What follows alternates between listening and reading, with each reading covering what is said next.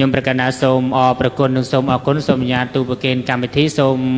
មេត្តារក្សានៅភាពស្ងៀមស្ងាត់ហើយបិទនៅសម្លេងទូរស័ព្ទកម្មវិធីជាបន្តសូមចម្រើនពរប្រគល់ជូនកម្មវិធីជូនលោកបណ្ឌិតប្រាក់សម្ផស្សដើម្បីបានសម្របសម្រួលជាមច្ឆន្ទកិច្ចដូចតទៅសូមចម្រើនពរអញ្ជើញសាធុកណាអរគុណចេញនៃការប្រកាសចំពោះព្រះវិធីកគណៈម្ចាស់ជាបឋមខ្ញុំគណៈសូមក្រាបថ្វាយបង្គំចំពោះសម្ដេចចៅម្ចាស់និងព្រះดุថេរាធរៈគ្រប់ព្រះអង្គដែលមានព្រះវត្តមាននៅទីនេះក៏សូមគោរពជម្រាបសួរអស់លោកស្រីអាដាមលោកញ៉ាដែលមានវត្តមាននៅក្នុងកិច្ចពិភាក្សាពេញអង្គនេះដែរហើយថ្ងៃនេះជាពេលរសៀលលើកទី2ហើយដែលខ្ញុំកណាខ្ញុំបាទធ្វើជាអ្នកសម្រុតសម្រួលនៃកម្មវិធីថ្ងៃទី2អនុសង្វចរៈយើងនៅស្អែកមួយថ្ងៃនេះបានបញ្ចប់ហើយយើងមានពេល1ម៉ោងប្រធានបទនេះហាក់ធំប៉ុន្តែពេលវេលាតិចមែនទែន1ម៉ោងនេះមែនទែននេះវាគ្មិនអាចមួយអង្គនឹងមួយរូបបានតែត្រឹមយ៉ាងច្រើន10ទៅ15នាទីប៉ុណ្ណោះអញ្ចឹងស្ទើរតែអស់ម៉ោងដែរប៉ុន្តែបីចំណាក៏ដោយខ្ញុំកណានឹងនិយាយកាន់តែតិចបំផុតដើម្បីទុកលទ្ធភាពឲ្យវាគ្មិននិងព្រះវាគ្មិនដើម្បីបកស្រាយទៅកាន់សំណួរគណៈម្ចាស់នៅក្នុងឱកាសនេះគឺមានសហវាគ្មិននិងវាគ្មិនគឺព្រះវាគ្មិនគឺមានព្រះសិរីកុសលសុំសុខាព្រះអង្គជាប្រធានពុទ្ធិកសមាគមកម្ពុជារដ្ឋគណៈម្ចាស់ហើយព្រះវាគ្មិនទី2គឺព្រះបញ្ញាមុនីញាណហសិង្ហៃព្រះអង្គជាព្រះប្រធានពុទ្ធសាសនាដើម្បីការអប់រំនៃកម្ពុជា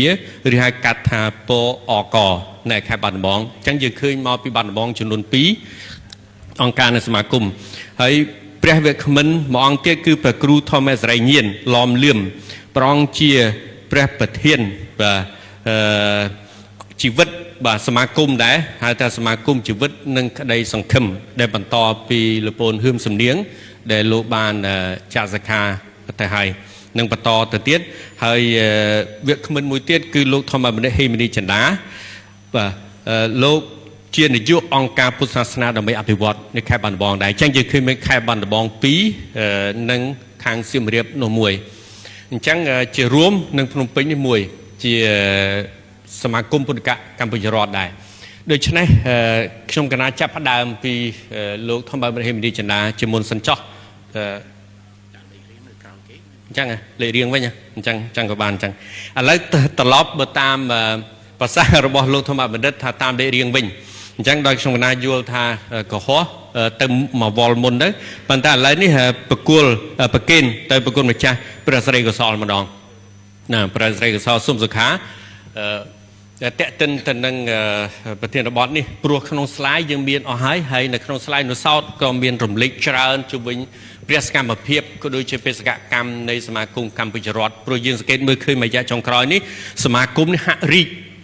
ធំហើយចូលរួមគណៈម្ចាស់និមន្តដោយសង្ខេបទៅត្រឹមប្រហែលជា7នាទីបានហើយក្រៅពីនឹងទុកសំណួរផ្សេងទៀតគណៈ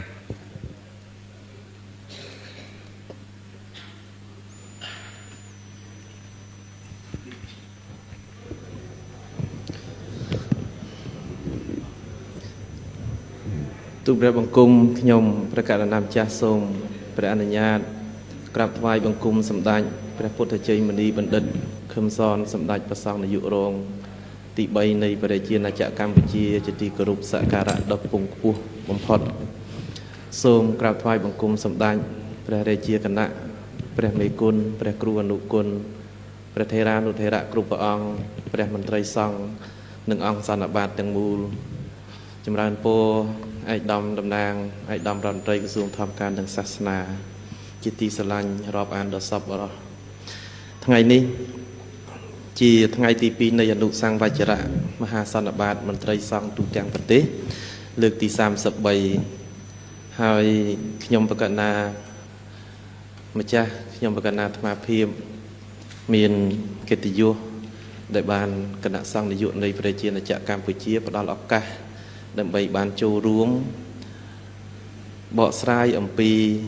កិច្ចការងាររបស់ពុទ្ធិកសមាគមកម្ពុជារដ្ឋពុទ្ធិកសមាគមកម្ពុជារដ្ឋឈ្មោះនេះគឺបានស្ថិតនៅក្នុងបេះដូងរបស់អ្នកកាន់ពុទ្ធសាសនា នៃប្រជាណាចក្រកម្ពុជាតាំងពីឆ្នាំ1962មកដែលត្រូវបានបង្កើតឡើងក្រោមព្រះរាជតម្រិះដ៏ខ្ពង់ខ្ពស់របស់សម្ដេចព្រះមហាសុមេធាធិបតីសម្ដេចព្រះសង្ឃរាជថ្នាក់ទី1គណៈមហានិកាយនៃប្រជាណាចក្រកម្ពុជាក្នុងកាលនោះហើយពុទ្ធិកសមាគមកម្ពុជារដ្ឋនេះពុំធ្លាប់មានប្រធានជាព្រះសង្ឃទេទើបតែក្នុងឆ្នាំ1976សម្ដេចព្រះពោធិវាំងហួតតានមានសរសេរចារជាប្រវត្តិនៅទីហ្នឹងថាសម្ដេចធ្លាប់កាន់ជាប្រធានរហូតមួយអាណត្តិគឺ6ឆ្នាំតមកក៏ក្រហោះហើយប្រទេសក៏កើតវិនាសកម្មវឹកវរផ្នែកនយោបាយទៅស្រុកទេសមានសង្គ្រាមសមាគមហ្នឹងក៏ដួលរលំបាត់អស់ក្នុងរយៈកាលសម័យសង្គ្រាមនោះដូចគ្នាដែរក្រោយឆ្នាំ1979រហូតមកដល់ឆ្នាំ93ទើបមានមហាបាសកមួយរូបដែលជាអ្នកជ្រះថ្លាក្នុងពុទ្ធសាសនាគឺឯកឧត្តមច័ន្ទវ៉ែនដែលជាអគ្គលេខាធិការរងទី1នៃរដ្ឋសភាលោកបានបង្កើតសមាគមនេះឡើង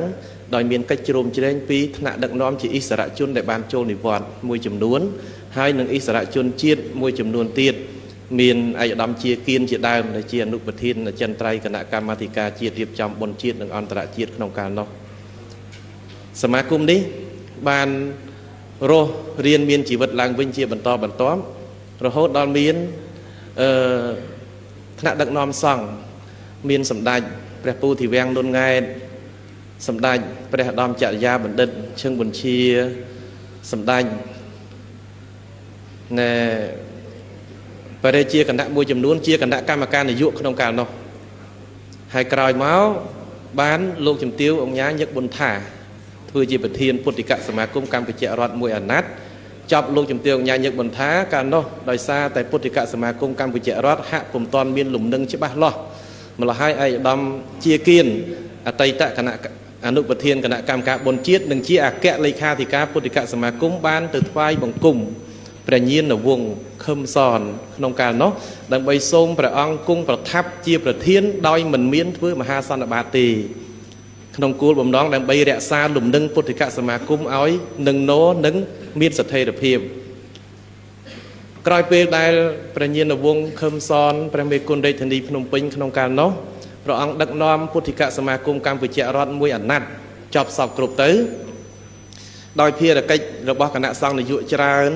ម្ល៉េះហើយសម្ដេចព្រះអង្គក៏បានសម្រេចប្រតិក្នុងពេលនោះឲ្យរៀបចំមហាសន្និបាតមួយឡើងដើម្បីបោះឆ្នោតជ្រើសរើសនាយកដឹកនាំបន្តក្នុងគ្រានោះគណៈនាយកពុទ្ធិកសមាគមកម្ពុជារដ្ឋក៏ត្រូវបានបោះឆ្នោតជ្រើសតាំងព្រះឧបល័យវង្សយ៉នសេងយាតជាប្រធានពុទ្ធិកសមាគមកម្ពុជារដ្ឋអាណត្តិទី5និងអាណត្តិទី6រហូតដល់ព្រះឧបល័យវង្សយ៉នសេងយាតមកជាព្រះមនីកោសលនិងសម្ដេចព្រះមហារាជវង្សបណ្ឌិតយ៉នសេងយាតដល់បច្ចុប្បន្នក្នុងឆ្នាំ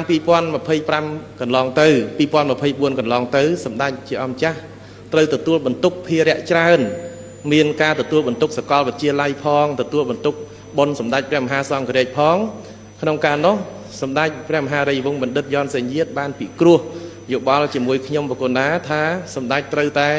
ផ្ទេរភារកិច្ចនេះដើម្បីឲ្យអ្នកចំនួនក្រោយបន្តវេនដឹកនាំព្រោះសម្ដេចមិនមានពេលវេលាគ្រប់គ្រាន់ដើម្បីបំពេញកិច្ចការងារពុទ្ធិកសមាគមរហូតទេព្រះអង្គដឹកនាំ10ឆ្នាំហើយអញ្ចឹងក៏ធ្វើមហាសន្និបាតកាលពីថ្ងៃទី18ខែសីហាឆ្នាំ2024កន្លងទៅនេះដល់វេនដែលខ្ញុំបកុណាម្ចាស់បានទទួលភារកិច្ចនេះដើម្បីបន្តដឹកនាំដែលត្រូវបានជ្រើសរើសចេញពីអង្គមហាសន្និបាតរបស់ពុទ្ធិកសមាគមកម្ពុជារដ្ឋស្របតាមលក្ខន្តិកៈរបស់ខ្លួននេះជាប្រវត្តិសង្ខេបខ្លីបន្តិចដែលខ្ញុំបកណាសូមរំលេចអំពីរឿងប្រវត្តិរឿងរ៉ាវរបស់ពុទ្ធិកសមាគមកម្ពុជារដ្ឋរបស់យើងនេះហើយពុទ្ធិកសមាគមកម្ពុជារដ្ឋគឺជាអ្វី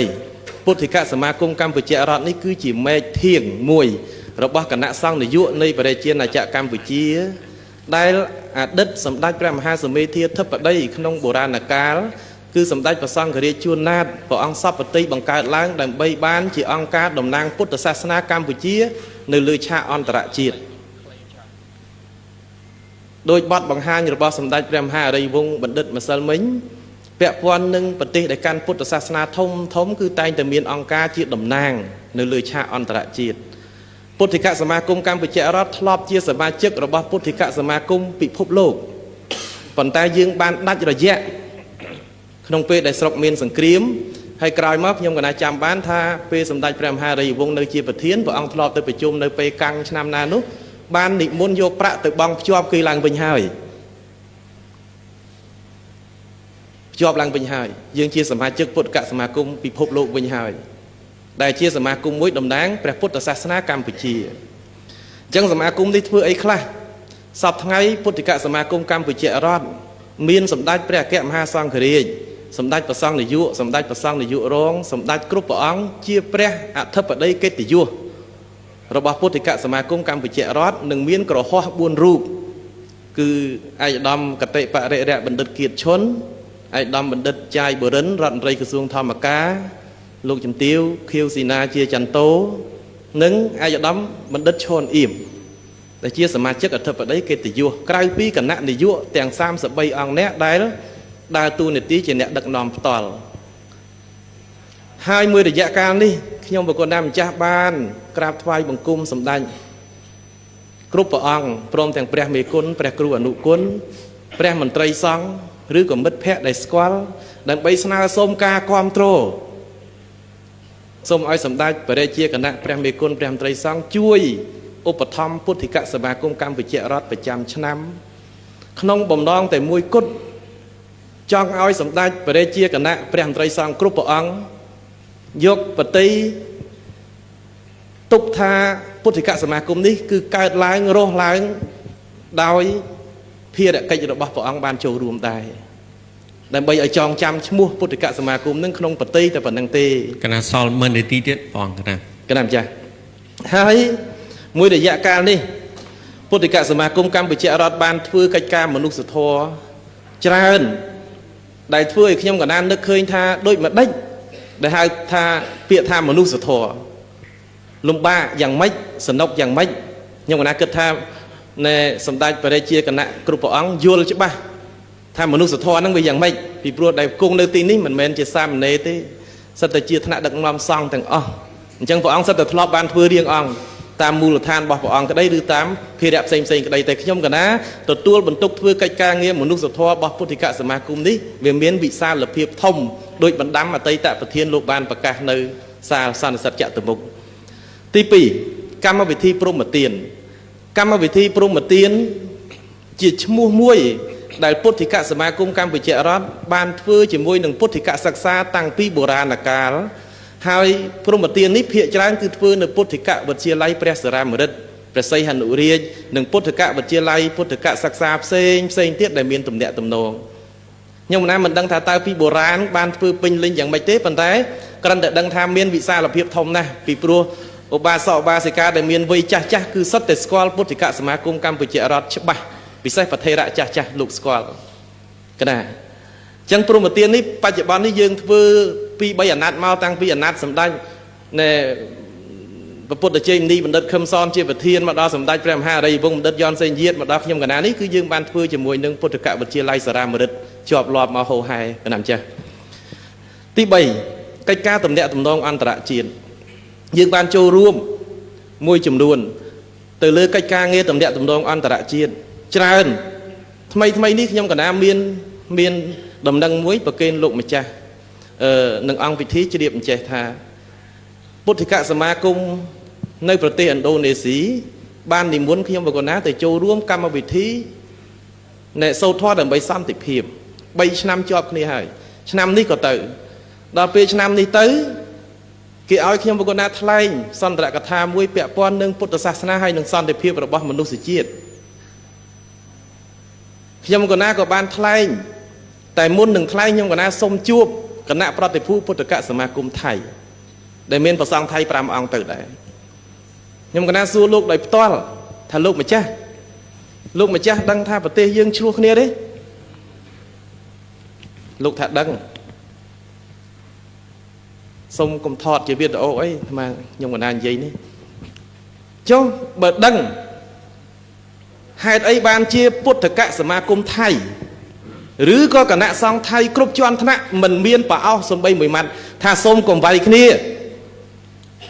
นี่เย่ขี้เตยประเทศการพุทธศาสนาโดยขี้เตยบัดปะโทบไปนี่ตุ่มเดียมตุ่มล้อปะหะปะหะขี้เตยชบชลูขี้พิเพียซาขี้เตยพออังดังเตยถ้ากาไว้บัญปะหะขี้นี่ไปสลับเนี่ยนะคือสลับไปเชี่ยจนต้นซ้ายในตามปลูกได้เหม็นสลับปะอังให้นึงกันนะในกระดาษพนมปิงดังบางเกาะดังเตยโลกทาโลกมีนสุดอำนาจเตยเป็นเชียรัฐาภิบาลอาตมาท่าพระองค์อัดสุดอำนาจเตยเป็นเชียรัฐาภิบาลปันได้ประเทศพระองค์มีนสมเด็จพระสังฆราชมีนสกณะสังนิยุโดยประเทศกัมพูชีได้อย่างเฮาเชียสำเลงมวยได้พระองค์อ่านเสลิขัดมาสลักแท้กลมชลูกนี่จอจากนี่เตยให้ได้พระองค์อัดฟื้น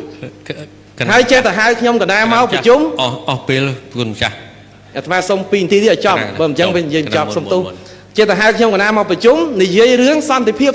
เปิดประเทศปีนั่งใบนี่ให้ปีเนี่ยนั่งมายืนแต่สันติเพียบบันได้ยังขยมกันนะตู้โลกปนั่งโลกขยันใส่ล้างค้างพุทธกะประเทศพุทธกะสมาคมอินโดนีเซียโลกทอดตั้งเวียนเอาไว้กันนะมือโลกท่าโลกให้กันนะแต่จูบท่าพระองค์ข้างคณะประดิษฐ์ผู้สองไทยอดสบายจัดมือกัมพูชีแล้วกิสมตะมุนมาถ้าเรื่องไอ้กิทายืงมันดังคนกิมบานตัวไวกิมบานจะฟื้นไอ้พ่อกิช่วยไอ้ปฏินั่งบัตรเกมบัตรออนไลน์กิช่วยสมอาร์ปฏิไอ้หล่อเตยจีมันดังคนกิเจ้าถ้ากิเตยแต่ดาวได้ครูนไอ้เจ้าอันนี้เป็นเรื่องมวยเส้นเดียวได้อาตมาก็ไปโยนโลกอัดดังพระองค์ตามเปิดกิบ่อสไลปรับทางนอกอ๋อคือยืงเหมือนนึกอักเกาะบำพดเรื่องนี้แต่ขยมกันนะบานตู้ประเคนเตยโลกไอ้โลกบานยุลให้ทำไมนี้เคยโลกบานพญาวิโอมาขยมกันนะให้โลกแทนโลกบานพญาตะกันสาเทรณะรอดไปเจียมนึกจันจีเพลย์กาได้นั่งไงในพิซาบอกโลกได้บานยี่ปีเรื่องจำลูกปรุงได้นั่งยังบานเธอไกลกลางไงอันตรายมวยจำนวนตามแต่อาจเพื่อแต่บานตัวไปทำเวททำไมปัญไตยังบานโจรวมหายไกลกลางไงเอาปรุงปัจจุบันนี้พุทธกะสมาคมบานไปจุนประซองเอาเตยบังเรียนซะในศาลาขนมติกรงพนมปิงนี้ดับปีศาลาได้ในดาวดาวสับไงนี่ให้แตงดับปีศาลานี้คือเมียนประซองโจเตยบังเรียนเรียงเราไงศาลคลาหนึ่งไงได้อาจซ้อมสอบจมวยกาววิเพียบอสลาได้อนุญาตคลายังทั่วไกลกลางเงี้ยนี่เมาเราโหดดอลปัจจุบันนี่จะตู้ในตีมวยจำนวนได้พุทธกะสมาคมกัมพูชารัฐมีนให้หนึ่งไกลกลางเงียบเซ็งเทียดอย่างนักยมกนาส่งโจรูมปนัยสมออกกนำจ้ะกนะอประกุลเช่นในกรรมการเปรสไรกุศลสมุสขากนะประเทศกนำจ้ะอะไรนี่ปตอตัวเตี้ยปันได้ปตอจับประดามเชียร์สมดูจำลายจำร้องโดยสารปียังการขายยังจังกันนะเมียนบอดเป็นไฮเตี้ยนั่งออกปีทางการเจเพียสายกันนะมาจ้าโดยสารแต่โดยกันนะบานตูลประเคนนั่งจำเรียบปีขันดามเชียร์ประเทศบอดท้องพุทธศาสนาในการการสังคมบ่าอะไรเราทำมาเจใจใจขนาดหายจะทำร้ายมาเป็นนี่คือให้ผู้ชมมาเธอบอดปัญหาชมเมียนระบบชมเป็นเมนเดฟดับฝรั่งแต่เวสำคัญแต่มาฝรั่งปีฝรั่งเด็กชมจะปัญหา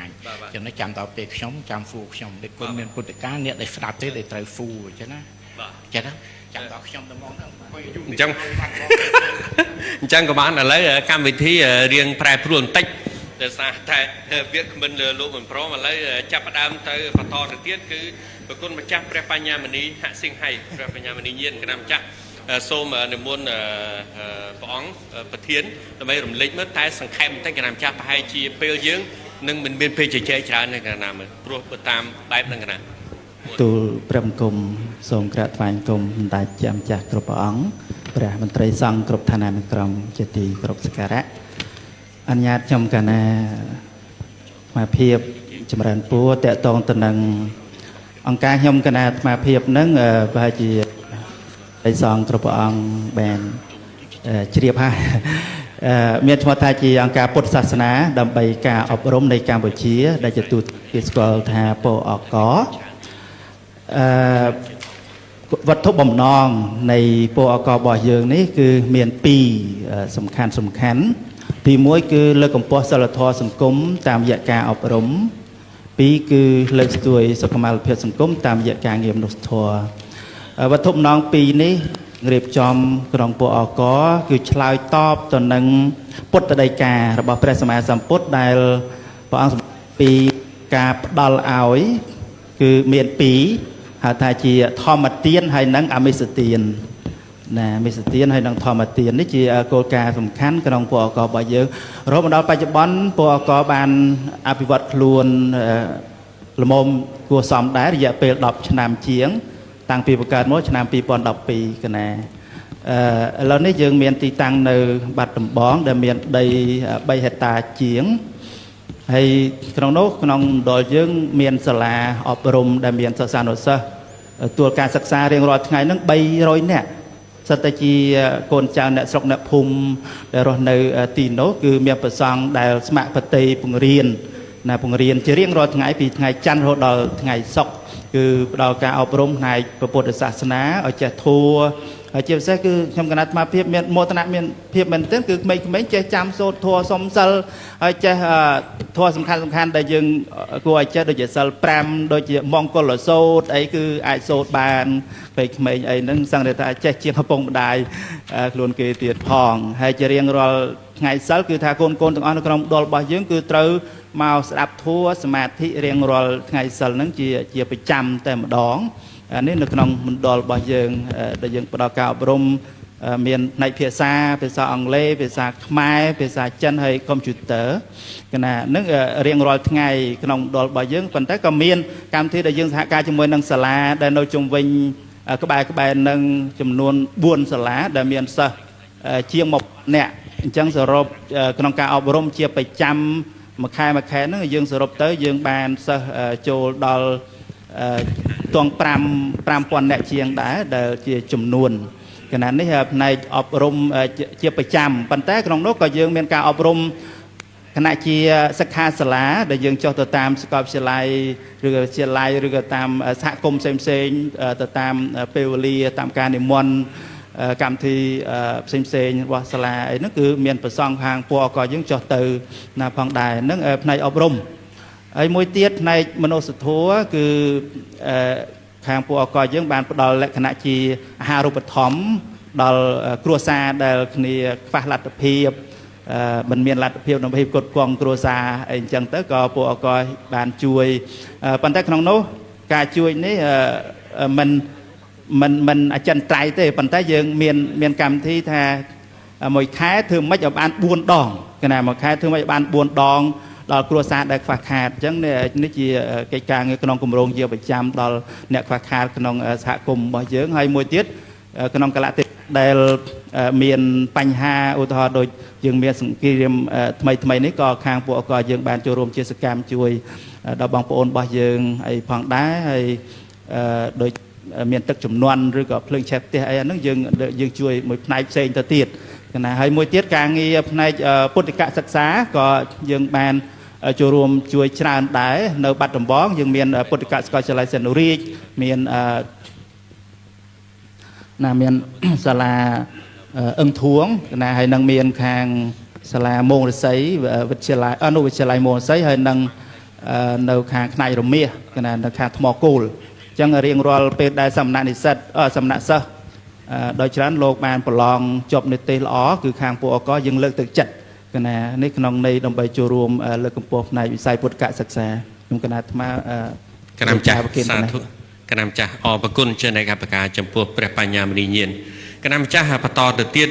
ព្រះគ្រូធម្មសរិញាណគណៈម្ចាស់ឡំលឿមណាគណៈសូមរតនាដើម្បីរំលឹកពីសាវតាបន្តិចឬឲ្យចូលខ្លឹមសារតែម្ដងគណៈជាបឋមសូមលំអរកាយថ្វាយបង្គំចំពោះសម្ដេចព្រះរាជាគណៈព្រះគ្រូព្រះថេរានុថេរៈគ្រប់អង្គជាទីគោរពសក្ការៈដល់ពងពោះហើយក៏សូមចម្រើនពរដល់អាយដាមលោកស្រីដែលមានវត្តមាននៅក្នុងអង្គពិធីនៅក្នុងការនេះដោយ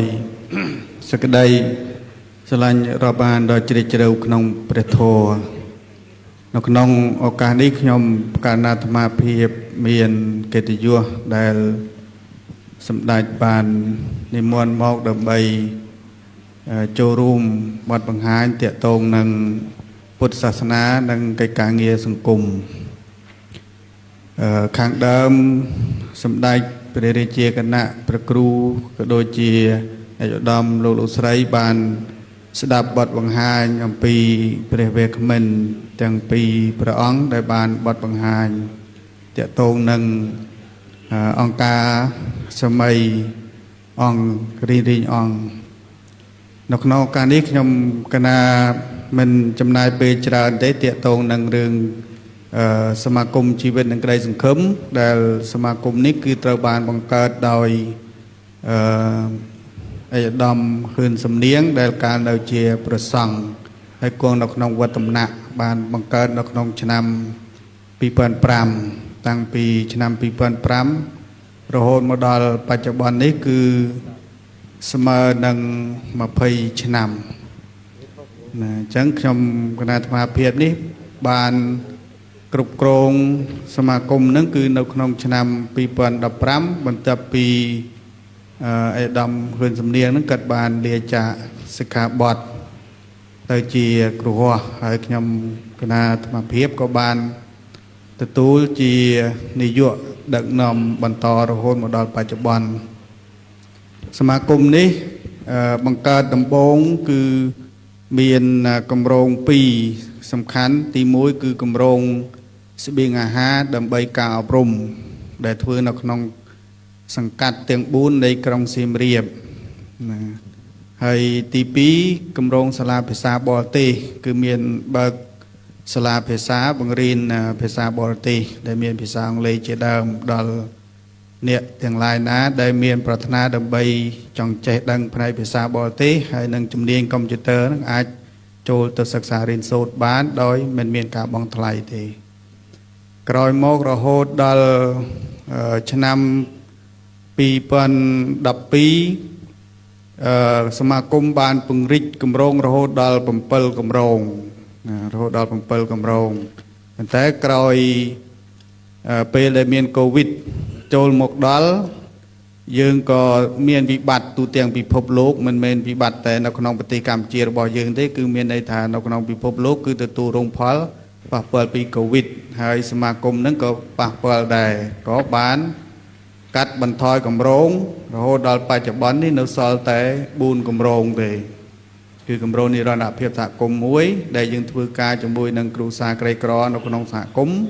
តាមរយៈការចែកស្បៀងប្រចាំខែចែកឯកសណ្ឋានសិស្សចែកសម្ភារៈសិក្សាហើយនឹងការអប់រំសហគមន៍ហើយទី2គឺគម្រោងបណ្ដុះបណ្ដាលវិជ្ជាជីវៈកាត់ដេរគឺយើងមានបើកសាលាកាត់ដេរដែលយើងបង្រៀនជំនាញ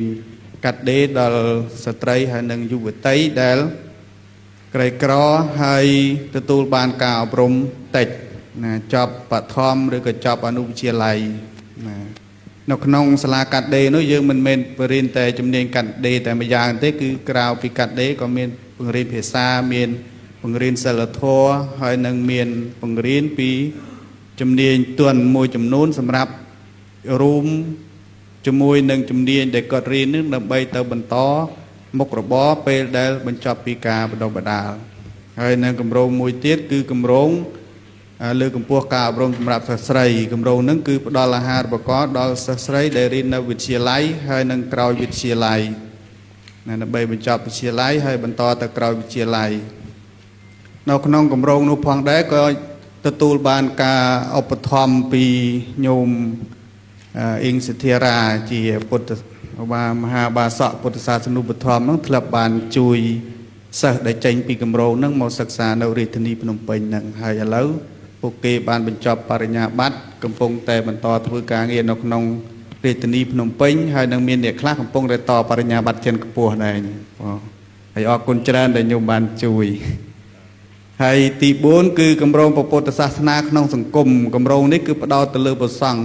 ស្ទើរទាំងស្រុងគឺប្រគេនអាហារូបករណ៍ចំពោះព្រះសង្ឃទៅរៀនថ្នាក់ឧត្តមសិក្សាក្នុងមួយឆ្នាំ10អង្គហើយព្រះសង្ឃដែលទៅទទួលបានអាហារូបករណ៍នេះគឺចូលរួមជាមួយសមាគមចុះបរិញ្ញាសិលធម៌ដល់សិស្សានុសិស្សនិងដល់គ្រូសិស្សហើយរួមទាំងមានចុះទៅអប់រំសិលធម៌នៅក្នុងពន្ធនាគារខេត្តសៀមរាបផងដែរហើយចុះចែកស្បៀងសង្គ្រោះបន្ទាន់ស្តីងនឹងសកម្មភាពរបស់លោកគ្រូ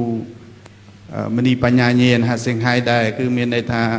ញាតិញោមដែលជួបវិបត្តិជួបអន្តរាយផ្សេងក៏យើងចោះទៅជួយអានេះជាសកម្មភាពរបស់សមាគមជីវិតនិងក្តីសង្ឃឹមហើយគោលបំណងនៃការបង្កើតសមាគមជីវិតនិងក្តីសង្ឃឹមនេះសំខាន់គឺចង់ផ្សារភ្ជាប់ទំនាក់ទំនងរវាងព្រះសង្ឃហើយនិងពុទ្ធបរិស័ទដែលពុទ្ធបរិស័ទគឺមានទំនាក់ទំនងជួយមកប្រសង់របស់យើងច្រើនតាមខ្ញុំកណាដឹងនៅខាងតំបន់ខ្ញុំកណាបើសិនជានៅក្នុងវត្តមានបញ្ហាឧទាហរណ៍ថាប្រសង់អាពាតគេទុំដស្គោទៅគឺអ្នកស្រុកមកជុំទុំដស្គោ3ដងទៅគឺថាអ្នកស្រុកមកជុំវិញវត្តស៊ូប្រសង់មានបញ្ហាអីកើតអីមកជួយប្រងព្រាតអញ្ចឹងយើងក៏គិតត្រឡប់ទៅវិញថាតើយើងក្នុងនាមជាវត្តយើងមានអីធ្វើដើម្បីជួយទៅញាតិញោមនៅពេលដែលញាតិញោមមានបញ្ហាមានវិបត្តិអញ្ចឹងហើយចំណុចនេះក៏ឆ្លើយតបទៅនឹងប្រសាសន៍របស់សម្ដេចតេជោដែលបានលើកឡើងកាលពីម្សិលមិញទាក់ទងនឹងរឿងទំនាក់ទំនងរវាងពុទ្ធចក្រហើយនិងអាណាចក្រគឺបានចូលរួមជួយជ្រោមជ្រែងផ្គត់ផ្គង់ផ្នែកពុទ្ធចក្រយ៉ាងសកម្ម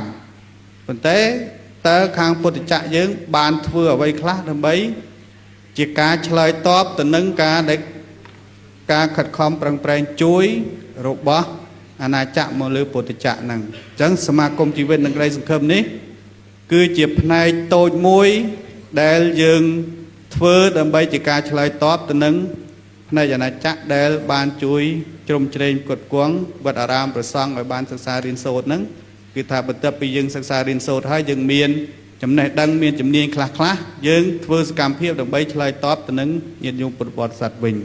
ណាសូមប្រកេនជូនប៉ុណ្ណឹងសូមអរគុណនិងសូមអរគុណគណៈម្ចាស់សូមអរគុណជាអ្នកការប្រកាចំពោះព្រះគ្រូធម្មសរិញយានឡំលឿម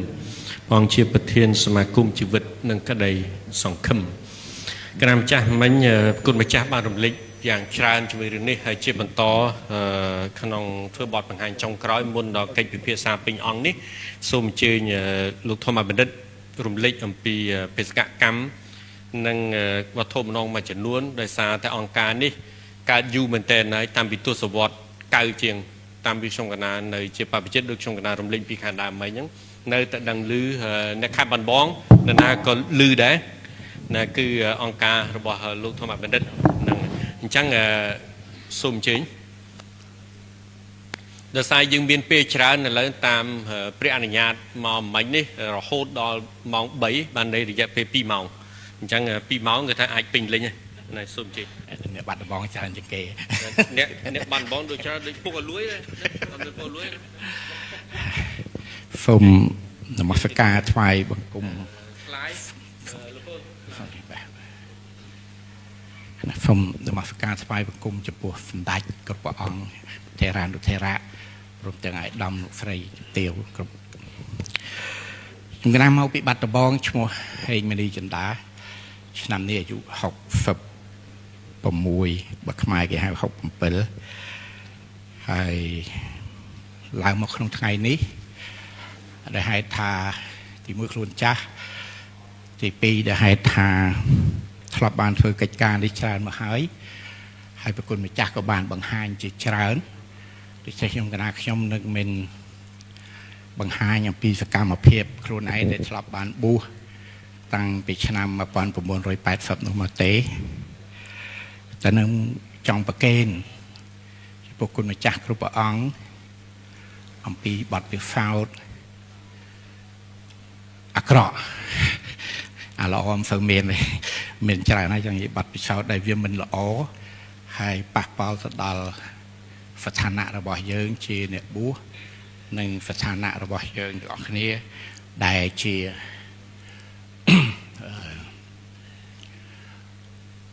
អ្វីដែលយើងម្នាក់បានចូលរួមចំណែកដោយគិតថាជាការងាររបស់ពួកយើងទាំងអស់គ្នាជាព្រះសង្ឃជាទូទៅយើងបានប្រើពាក្យថាពុទ្ធសាសនានិងកិច្ចការមនុស្សធម៌ ก็แต่ยังอันดังไทยยังโยประพุทธศาสนาในตรองจำนายนามุ้ยมาปราเต้แต่ยังนั้นก็จองประหารทาบ่อยเย่ไปพุทธศาสนาก็ยังเมียนเจริญนะเมียนรับปีกราวตื้อพุทธศาสนาในมิตรบานดอลฟันเตอร์พุทธปฏิมาพุทธศาสนาสถานบานดอลวัดอารามพุทธศาสนาพิธีบานดอลกิจการกรุบแบบกรุบยางถึงได้เตะโจหนึ่งบนเตียนให้พุทธศาสนาศึกษาบานดอลการศึกษาปไตรบิดาพุทธศาสนาปฏิบัติบานดอลการอนุวัตตั้งบิบรรณบาตลายตื้อให้หนึ่งปฏิบัติการอะไรแต่ตาเมียนเนี่ยหนักละได้ในครั้งนี้ยังเคยทาเมียนต่างปีเนี่ยหลวธรรมดาให้หนึ่งในครั้งรัฐสภาประสภาบรูนตื้อคือนิเตปัญญานิเตปฏิบัติหนึ่งนิเตตลากา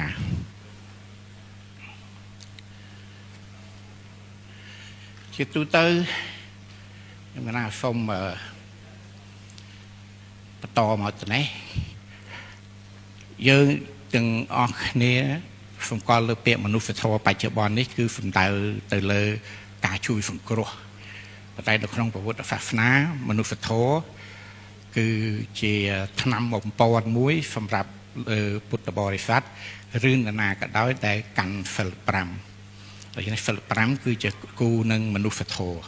เฟลปรัมคือจะการปรับกับอ้อยเถอไอ้มนุษย์ธรรมคือจะการบ่มปิ้งเอาคลายตัวจิตมนุษย์เป็นประกอบในขนมนุ่มเมียนต่างปีเมตตากรณาสมาชีวะการมาฟังวะเระสัจจะสติสัมปัญญะยังทานแต่พลิกมนุษย์โธแต่ยังพระเอาอารมณ์แต่เลยการห้ามมันเอาวัดประทอหนึ่งเสลปรำนี่คือจำนวนมุ้ยได้ยังตรึกิจหาในโครงการเงี้ยได้ยังเถอยังบานเถอแต่เลยเรื่องเซลหรือยังบานเถอแต่เลยเรื่องโทพองได้จิตตุตื้อบรรทบอัมพียังบานเถอในกิจการเตะโตนแต่หนึ่งมนุษย์โธห้ามมันเอาเถอเปิดกระปัสสะการนังเอาเถอฟิกไรละเอาพร้อมก็ฝรั่งโฟปัสสามปฏิให้หนึ่งบ่ปิงหนึ่งมนุษย์โธถึงออกนี้ยังหนึ่งบานแต่ตัวหนึ่งปูปรามยางอย่างหอยนักบุญยางคือเราบอกละปูคือเวรเราบอกละยังหนึ่งบานอายุการหนึ่งมุ้ยบานสมบูรณ์วันณะการในปีสุขะการในใบเปลี่ยการในบุญนี่คือเจตุเตอร์เอาไว้ได้กรมเราบอกยังกำปงแต่เถอกรมนี้ประฟังเถอได้ประฟังฝะเถอได้ประฝะบางอย่างยี่ทาตาพุทธศาสนาหนึ่งกิจการมนุษย์โธนั้นเปรโลกเมียนปุติการในตรังกับไหลหน้าอย่างนั้นฟมประเกณฑ์เด็กกุนทาในครั้งปัจจัยไปดอกเลขที่ประมุยตุ่มโปหกฝประมุยบรรทับอัมพีประสมาสัมพุทธบานตรัสดังในขนมไทยวิสาสมได้ธรรมจักรในขนมไทยอาฟาสหายกงจำภาษาตีนุเปล่าไปเชี่ยวชนบานหกฝเนี่ยคลายติดเจ็บแปรอรหันพระองค์กับบานปูกิจการต่างอ่อนนี้มันเยอะคือเชียฝราจอตีมวยคือจะบัดเป็นเชียตีมวยได้ประพุทธองค์ลูกบาลเป็นเจงเมาส์ปรับเอาติดข้อต่างอ่อนนู้นเพื่อตำนานแต่ตามภูมิทานนำไปสมได้โทแต่ยังกันนะสมใบใจดีนี่คือทาคือมีนเวทีมวยเตะโจนแต่หนึ่งรูลูกปรับติดข้อทาปุยเยอะเนาะนี่ฟัดกระรุ่ยตีอันเตะมีเตียงอันเตะเทวดาหนึ่งอันเตะมนุษย์ฟลว์ไอ้ที่ปีคือประมาณปรับอัมพีระเบียบฝันแดงท้อระเบียบฝับไฟท้อถ้ากูเทยอย่างไม่ดำไปเป็นแต่ฝับไฟท้อเชื่อมวยหนึ่งฝากุมลูกปลาเปียฟรกในกุมหนึ่งเรทนีที่ใบคือรัตพลเอาไว้คลาได้หนึ่งการหลังแต่พระองค์ปลาเปียตุ้ยบ่าวเฟนเจียเนื้อถึงออกเนี่ยต้องเป็นบานฝรั่งโถครั้งนี้เราอ่านปลาเปียทาฝัดถึงอ่อนนึงฝากโฟนจ่าแบบพอลแต่ในห้องไปเลยลูกปลาโฟนทาฝากโฟนเอาจ่าฟันเตะบานอะไรทาวันนี้ถึงอ่อนรูปบานฝรั่งปุตตะโทระบอบประสมาสัมปุเตถึงออกเนี่ยนู้นปัดบังในฟันเตะเพียบ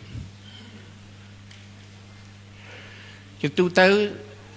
เปียได้ทาพุทธศาสนาหนึ่งกิจการมนุษย์โธได้พระพุทธองค์บาน បង្កប់ព្រះភិក្ខុឲ្យទៅទាំង60រូបចេញទៅតាមផ្លូវផ្សេងៗបន្តមកទៀតរហូតដល់មានមកដល់សប្តាហ៍ថ្ងៃនេះមែនទេទៅចែកទៅជា2គឺធម៌សម្រាប់ក្រហមហើយនឹងធម៌សម្រាប់ព្រះសង្ឃធម៌សម្រាប់ប្រហោះយើងឃើញមាននៅក្នុងបញ្ញកិរិយាវត្ថុសូត្រដែលព្រះអង្គប្រាប់ថាគូចម្រើនទានផងប្រព្រឹត្តស្មើគឺសិលផងមេត្តាចិត្តផងចំណែកធម៌សម្រាប់ព្រះសង្ឃខ្ញុំណាសូមយកប្រភព2គឺប្រភពទី1ដែលគម្ពីរវិសុទ្ធមគ្គតែងឡើងដោយពុទ្ធឃោសាចារ្យលោកបានដកស្រង់ចេញពីបិដកភាគ29ទំព័រទី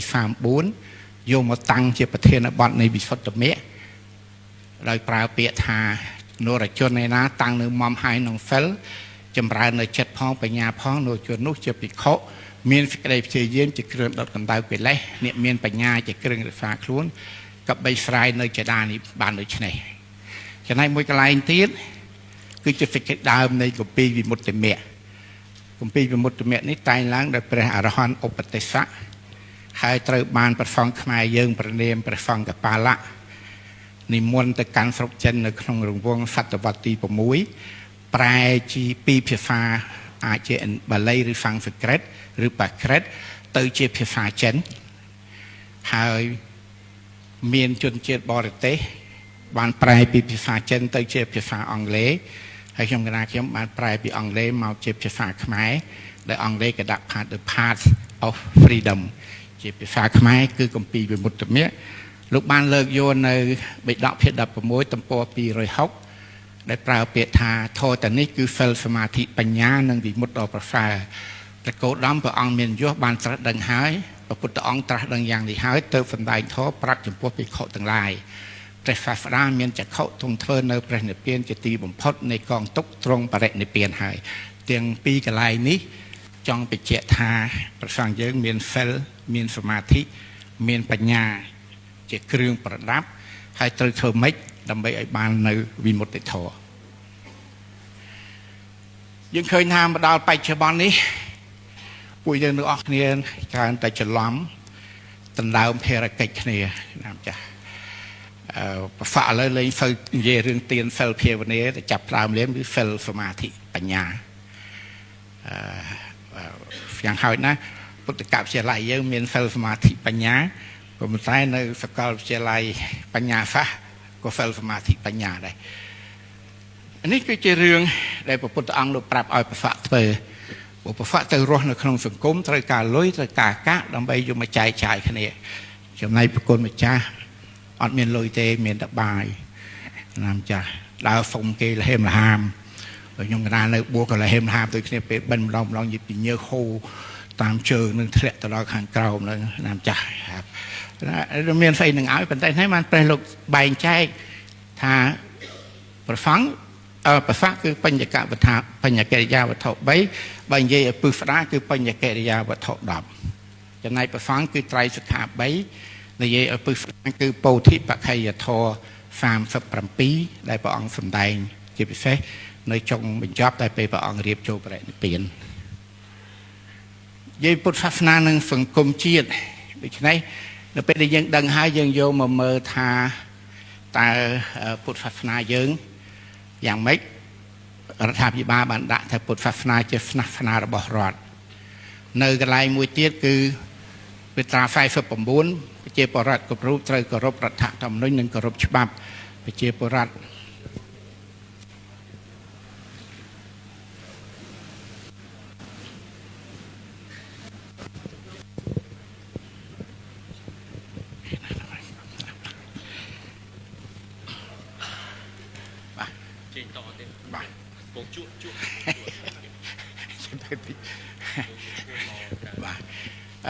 ដូចងាកត្រឡប់មកវិញដើម្បីបានថ្វាយសម្ដេច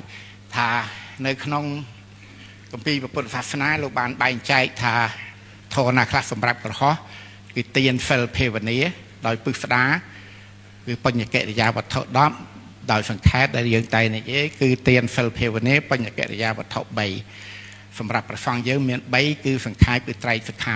3ដោយពឹស្ដាគឺពោធិបក្ខយធម៌37នេះចែកគ្នាដាច់រវាងពណ៌លឿងពណ៌ក្រហមសុទ្ធហើយនឹងពណ៌កលេកាឡាទៅតាមគេតាមឯងណាចាស់ បើនិយាយពីពុទ្ធសាសនានិងសង្គមជាតិយើងត្រូវដឹងថាយើងមានជាតិសាសនាព្រះមហាក្សត្រដែលជាបាវចនាទាំងអស់គ្នាត្រូវបញ្ហាសំខាន់គឺមាត្រា43បើកសិទ្ធឲ្យពលរដ្ឋគ្រប់រូបមានជំនឿខាងសាសនាក៏ប៉ុន្តែបានបញ្ជាក់ថាពុទ្ធសាសនាជាសាសនារបស់រដ្ឋនេះគុណម្ចាស់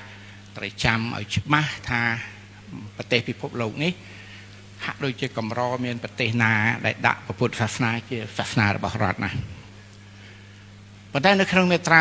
49ប្រជាពលរដ្ឋគ្រប់រូបត្រូវគោរពរដ្ឋធម្មនុញ្ញនិងគោរពច្បាប់ប្រជាពលរដ្ឋខ្មែរគ្រប់រូបមានកាតព្វកិច្ចរួមចំណែកកសាងប្រទេសជាតិនិងការពារមាតុភូមិ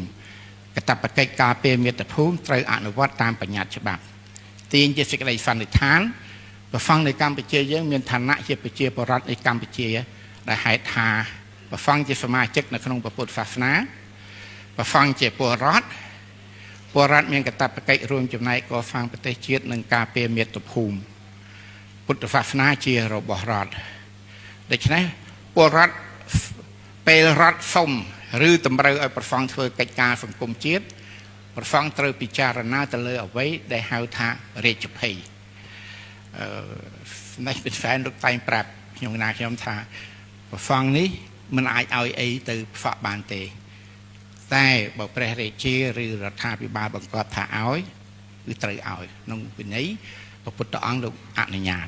ហើយម្យ៉ាងទៀតក្នុងភ័យទាំងអស់ហ្នឹងមានពាក្យរាជភ័យមួយភ័យអំពីស្ដេចមែនទេតែប៉ុន្តែរាជក្នុងទីនេះអាចប្រែថាមន្ត្រីរាជការឬរដ្ឋាភិបាលអាចប្រែថានីតិបញ្ញត្តិនីតិបដិបត្តិនីតិតុលាការគឺថាប្រសិនជាអស់លោកទាំងអស់នោះសុំប្រសង់ត្រូវពិចារណាថាតើវាគួរធ្វើឬមិនគួរធ្វើដូចជាសម្ដេចតេជោម្សិលមិញលោកបើក៏លោកបានសុំឲ្យយើងធ្វើជាដើមនេះគឺរឿងមួយដែលត្រូវពិចារណាជាទូទៅយើងតែនិយាយថាប្រទេសកម្ពុជាយើងសំខាន់គឺវាមានប្រទេសដែលមានកងពីរគឺអាណាចក្រនិងសាសនាចក្រដែលខ្ញុំកណាមិនប្រើពាក្យពុទ្ធចក្រពីព្រោះតាំងពីដើមមកយើងកាន់សាសនាព្រាហ្មណ៍គោរពព្រហ្មយើងកាន់ព្រះវិស្ណុគោរពព្រះនរាយណ៍យើងកាន់ព្រះឥសូរគោរពព្រះសិវៈជាដើមចុងក្រោយមកបានកាន់មហាយានរហូតដល់លើថេរវាទគឺស្ថិតនៅក្នុងចំណោមនៃពាក្យសាសនាចក្រដូច្នេះយើងតែងជឿថាកងទាំងពីរគួរវិលឲ្យទៅមុខសូមប្រកេនដំណឹងផងថាប្រទេសនេះគឺព្រះរាជាយើងសម័យចេនឡា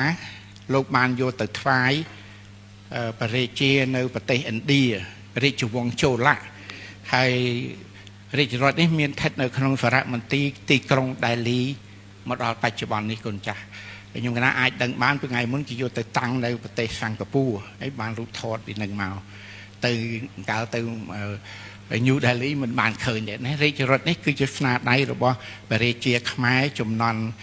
ចេនឡាយកទៅប្រកេនចំពោះយកទៅថ្វាយព្រះរាជានៅជូឡាហើយរាជវង្សជូឡានៅភាគខាងត្បូងដូច្នេះយើងតែងតែជឿថាអាណាចក្រនិងសាសនាចក្រគួរតែទៅជាមួយគ្នាប៉ុន្តែសំខាន់ត្រង់ថា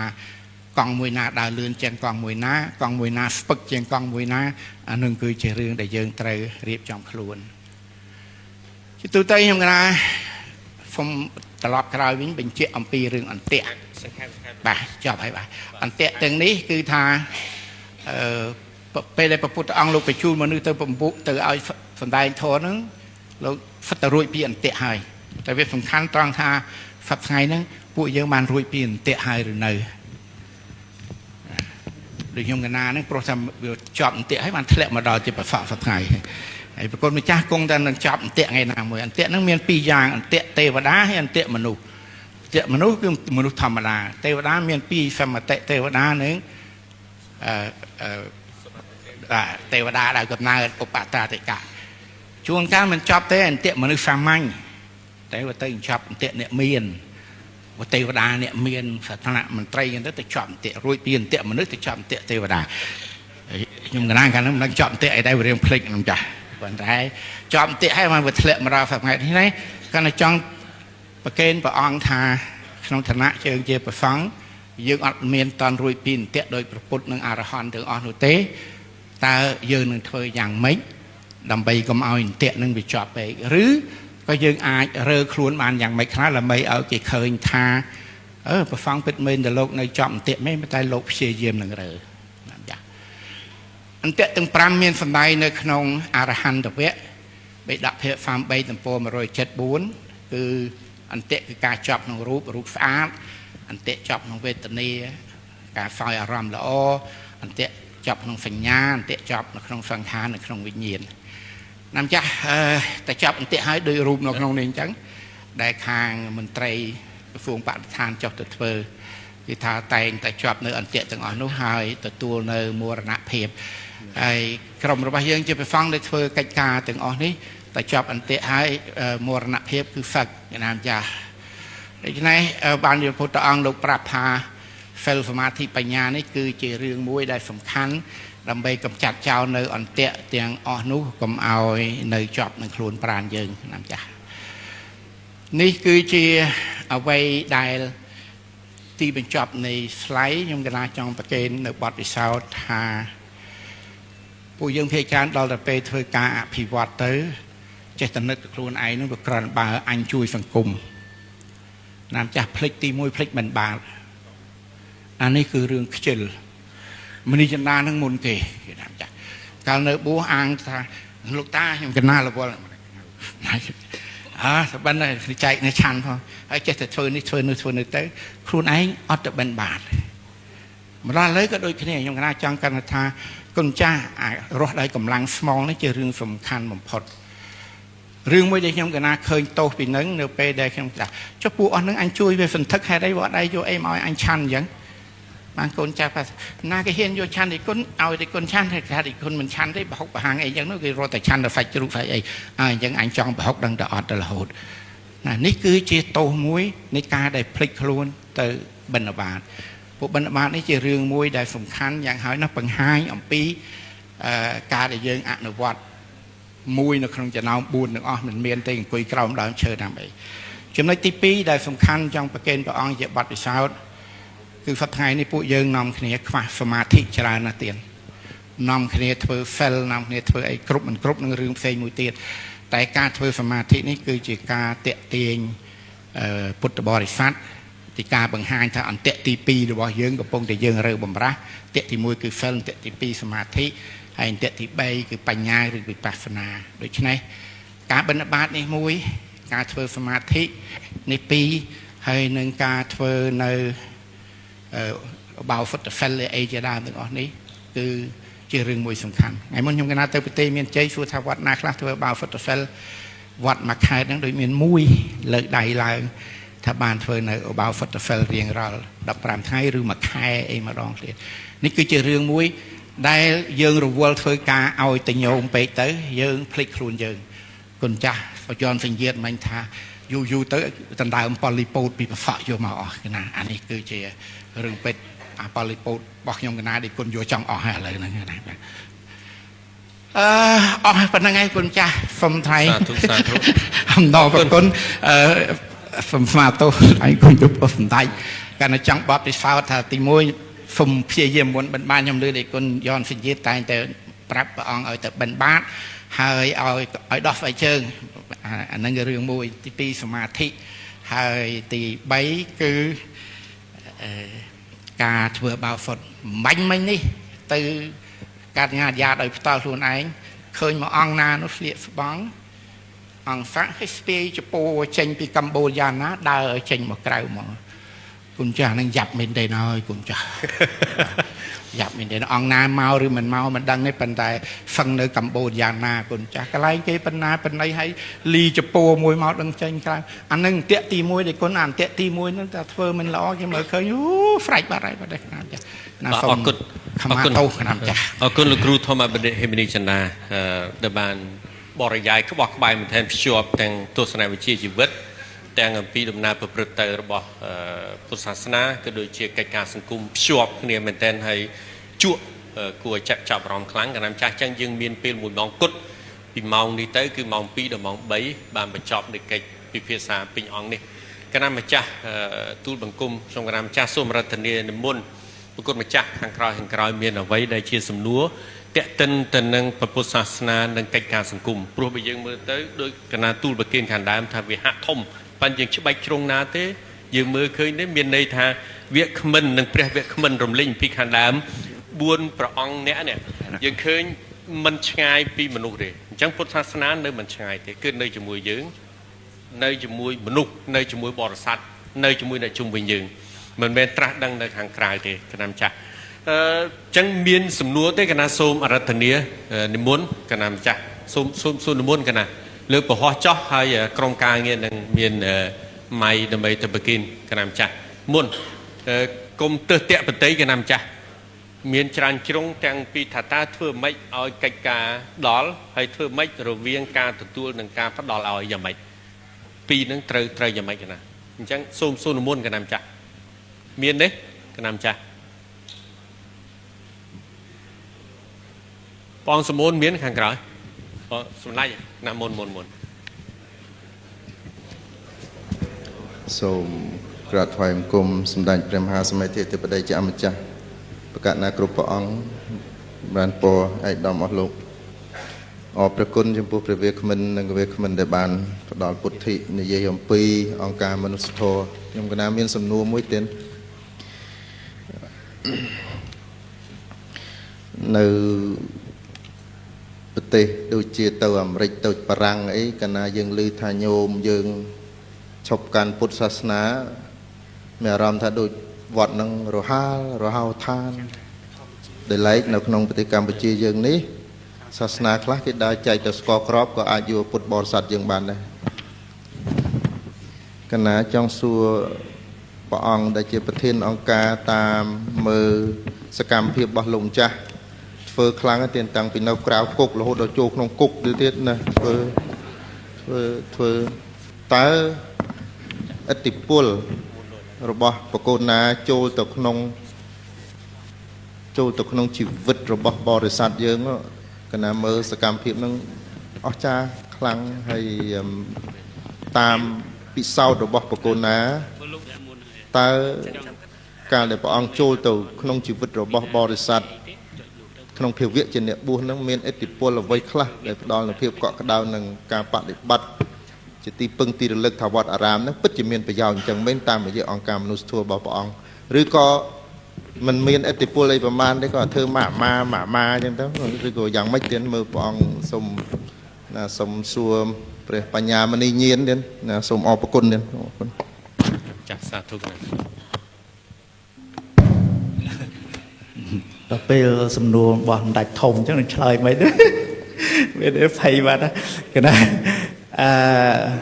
បទពិសោធន៍ខ្ញុំកណាតាំងពី2012មកវា10ឆ្នាំជាងហើយដោយពន្ធនាគារខេត្តបាត់ដំបងខ្ញុំកណាគិតថាមានតែពរអកយើងទេដែលនៅតែបន្តការអប់រំជារៀងរាល់សប្តាហ៍គឺព្រះសង្ឃពរអកមុនទៅអប់រំក្នុងពន្ធនាគារប៉ុន្តែពន្ធនាគារខេត្តបាត់ដំបងគេឲ្យតណ្ឌិតស្ត្រីមួយក្រុមទៅហើយតណ្ឌិតខាងបរោះមួយក្រុមទៅមកសិក្សាជាមួយព្រះសង្ឃទៅណាប៉ុន្តែគេមានលក្ខខណ្ឌ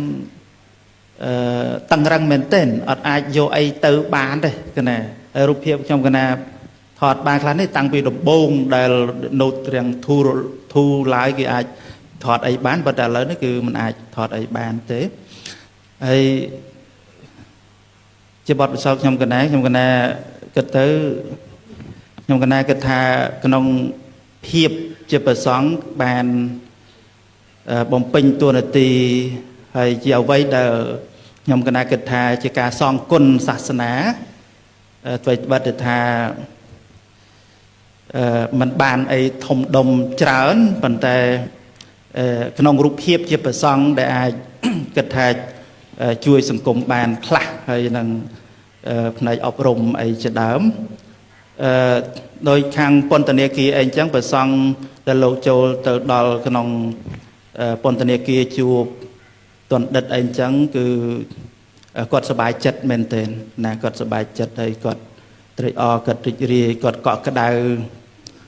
មួយទៀតនៅក្នុងពន្ធនាគារនេះក៏មានដូចសាសនាផ្សេងក៏គេចូលទៅច្រើនដែរអង្គគ្រូកណាហើយពុទ្ធសាសនាយើង មែនទេទៅដូចជាបានត្រឹមតែបង្រៀនអប់រំសមាធិអីប៉ុណ្ណឹងទេមិនមានលទ្ធភាពដោយខាងសាសនាគេគឺមានទៅផ្ដល់វិជ្ជាជីវៈអីទៅក្នុងពន្ធនាគារអីនៅទៅទៀត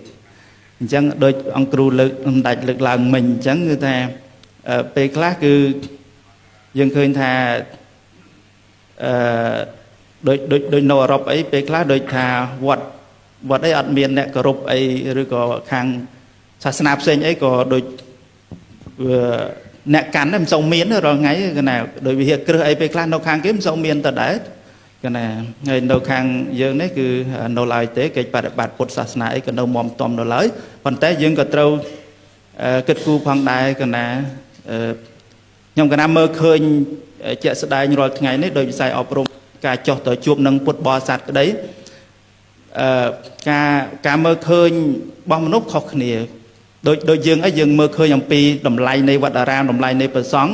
គឺអស្ចារ្យហើយយើងជាគ្រាន់តែជាវត្តអារាមគឺជួយសង្គមមែនទែនណាជួយសង្គមមែនទែនបាទថាតើយើងចុះទៅតាមផ្ទះសម្បែងផ្ដល់ការអប់រំឬក៏ផ្ដល់ផ្នែកមនុស្សធម៌អីអានឹងមួយផ្នែកហើយប៉ុន្តែវត្តអារាមដែលបណ្ដុះនៅធនធានមនុស្សនោះគឺអស្ចារ្យណាស់ហើយប៉ុន្តែញាតិញោមដែលមើលមកព្រះសង្ឃពេលខ្លះមិនបានពិចារណាទៅដល់ការលះបង់ហើយនឹងគុណតម្លៃនៃវត្តអារាមប៉ុណ្ណឹងឯងគាត់ចង់ថាតើធ្វើម៉េចឲ្យព្រះសង្ឃបានចុះទៅអប់រំឲ្យព្រះសង្ឃបានទៅក្បែរអីចឹងជាដើមហើយខ្ញុំក៏បានមើលឃើញថាវត្តអារាមយើងក៏គួរតែបន្ថែមតួនាទីនឹងបន្តិចទៀតទៅដើម្បីឲ្យមានភាពជិតស្និទ្ធហើយក៏ជាការលើកដំកើងនៅតម្លៃនៃព្រះសង្ឃយើងក្នុងកិច្ចការងារសង្គមគាត់ថាយើងធ្វើម៉េចកុំឲ្យលក្ខណៈដែលថាដោយគ្រូហេមនីចិន្តាលើកឡើងកុំឲ្យវារៀងលក្ខណៈច្បោះច្បល់ពេកក្នុងនាមព្រះសង្ឃយើងគួរដើរយ៉ាងម៉េចឲ្យល្មមជាមជ្ឈមបដិបទាក្នុងការងារជួយសង្គមឲ្យសមរម្យប៉ុន្តែការងារដែលសំខាន់គឺការងារខ្ញុំណាគិតថាការអប់រំនឹងហើយកលេចមកមើលក្នុងសង្គមយើងស្រុកខ្មែរយើងរាល់ថ្ងៃនេះយើងឃើញថាវត្តឥឡូវនេះ5000វត្តជាងគេណាហើយព្រះសង្ឃ50000អង្គជាងដល់ពេលយើងនិយាយពីរឿងចំនួនវត្តហើយនឹងចំនួនព្រះសង្ឃយើងនឹកឃើញថាចុះព្រះសង្ឃលោក50000អង្គជាងមិនដេចក៏មិនទៅជួយបរិស័ទអីក៏ឬក៏ពេលខ្លះគេលើកឡើងថាព្រះសង្ឃច្រើនម្លឹងមិនដេចក៏សិលធម៌សង្គមនៅធ្លាក់ចុះហើយកិច្ចបដិបត្តិ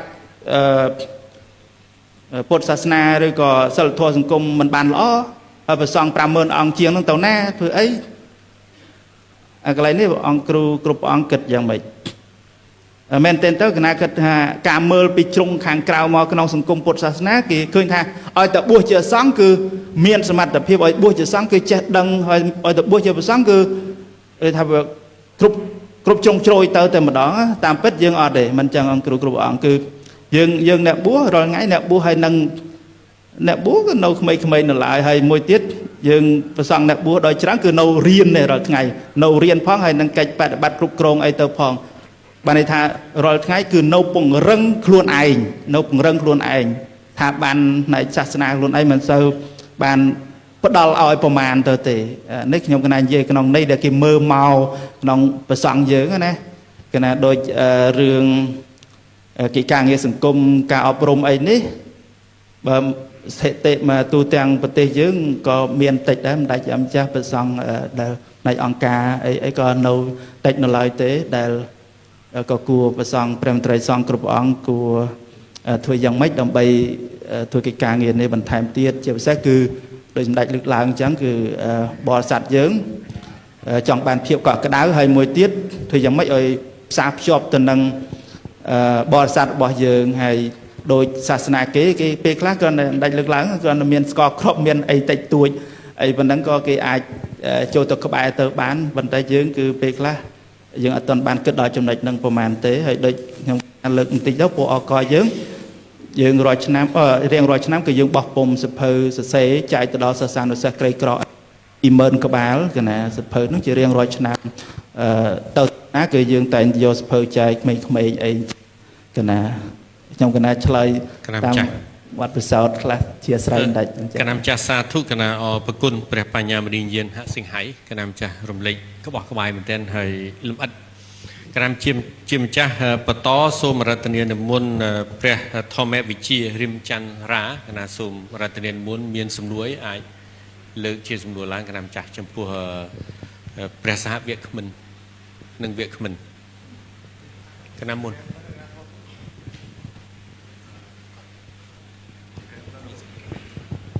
ខ្ញុំកណាសូមក្រាបថ្វាយបង្គំព្រះសង្ឃកនាយកហើយនឹងក្រាបថ្វាយបង្គំព្រះមន្ត្រីសង្ឃគ្រប់ព្រះអង្គដើម្បីបានធ្វើការចូលរួមសាកសួរតាមពិតទៅចេតនាចង់ចូលរួមឆ្លើយច្រើនជាងប៉ុន្តែដោយសារតម្រូវឲ្យសួរហើយខ្ញុំកណាក៏សួរចា៎ខ្ញុំកណាមានចម្ងល់ត្រង់នេះចង់ឲ្យព្រះវាគ្មិនជួយបកស្រាយក៏ស្តៀងតែព្រះសម្ដេចរាជវង្សបានសាកសួរអញ្ចឹងយើងមើលឃើញនៅក្នុងសាសនាដទៃបើនិយាយអំពីទ្រឹស្ដីមេរៀនរបស់ពួកគេមិនល្អប្រហែលព្រះយើងទេរកកន្លែងខ្លឹមមិនដូចទេប៉ុន្តែហេតុអ្វីបានជានៅពេលដែលគ្រូអាចារ្យឬក៏អ្នកបម្រើសាសនារបស់គេចេញធ្វើបេសកកម្មម្ដងគេចូលទៅទីណាគេអាចយកមនុស្សក្នុងទីនោះបានតែម្ដងចំណែកយើងមិនមែនបង្អាប់រឿងសាសនាទេដោយសារយើងជាអ្នកកាន់ពុទ្ធសាសនាយើងសឹងនិយាយបានថាបែរជាសាសនារបស់រដ្ឋយើងប៉ុន្តែយើងមិនអាចយកចិត្តរបស់ពលរដ្ឋបានវារបៀបមានន័យថាគេចូលទៅកាន់បរិស័ទណាមនោគមវិជ្ជារបស់គេក៏យកចិត្តបរិស័ទនឹងបានម្ដងគេអាចបង្រៀនមនុស្សឲ្យហ៊ានស្លាប់ហ៊ានរស់ស៊ូក្រាញជាមួយនឹងសាសនាគេតែម្ដងដូចទិញចិត្តទិញជីវិតបានអញ្ចឹងខ្ញុំកណាសង្កេតឃើញណាប៉ុន្តែសួរហេតុអីយើងមានមេរៀនល្អយ៉ាងហ្នឹងមិនក៏យើងមិនអាចយកមេរៀនព្រះទៅជាមនោគមវិជ្ជាយកចិត្តអ្នកស្រុកឲ្យបានអាចបង្រៀនឲ្យកុំថាដល់អ្នកស្រុកសំបីតែកូនអ្នកបួសទៅចុះឲ្យពួកគេមានចិត្តហ៊ានស្លាប់ហ៊ានរស់ដើម្បីជាតិសាសនាណាដូចថារៀនមេរៀនព្រះហើយអាចយកចិត្តបានអញ្ចឹងហេតុអីក៏ពួកយើងធ្វើមិនបានត្រង់កន្លែងហ្នឹងព្រោះបើលើកពីកតាមានព្រះពុទ្ធសាសនាយើងមានមេរៀនល្អច្រើនមែនតើខ្ញុំកណាចង់ឲ្យព្រះវាគ្មិនឬព្រះសង្ឃនាយកឬក៏ព្រះមន្ត្រីសង្ឃចូលរួមជួយបង្ហាញត្រង់កន្លែងហ្នឹងទៀតកណាអរគុណសំណួរនេះល្អមែនទែនហើយបើទោះបីជារបៀបអត្ថាធិប្បាយខ្លះក៏ដោយចុះប៉ុន្តែសំខាន់ភ្ជាប់ទៅប្រគុណម្ចាស់ព្រះស្រីកុសលបន្តិចដោយសារតែកិច្ចការហ្នឹងដូចជាព្រះស្រីកុសលធ្វើច្រើនកណាអញ្ចឹងសមនឹងសំណួរកណាសូមរតនានិមន្តដោយសង្ខេប5-6នាទីកណាសូមនមស្ការសម្ដេចជាអង្គចាស់សូមនមស្ការអង្គពិធីទាំងមូលលោកម្ចាស់ព្រាមចន្ទរាមិនមែនព្រះអង្គមិនដឹងចម្លើយទេគ្រាន់តែព្រះអង្គមិនតម្រូវឲ្យអត្ថាធិប្បាយហើយព្រះអង្គយកនឹងជាសំណួរដើម្បីសួរវាមិនខុសស្រែធ្វើស្រូវលក់ស្រូវអស់ទៅទិញអង្ករគេយកមកហូបសប្តាហ៍ថ្ងៃនេះមួយចំនួនគឺទៅជាយ៉ាងហ្នឹង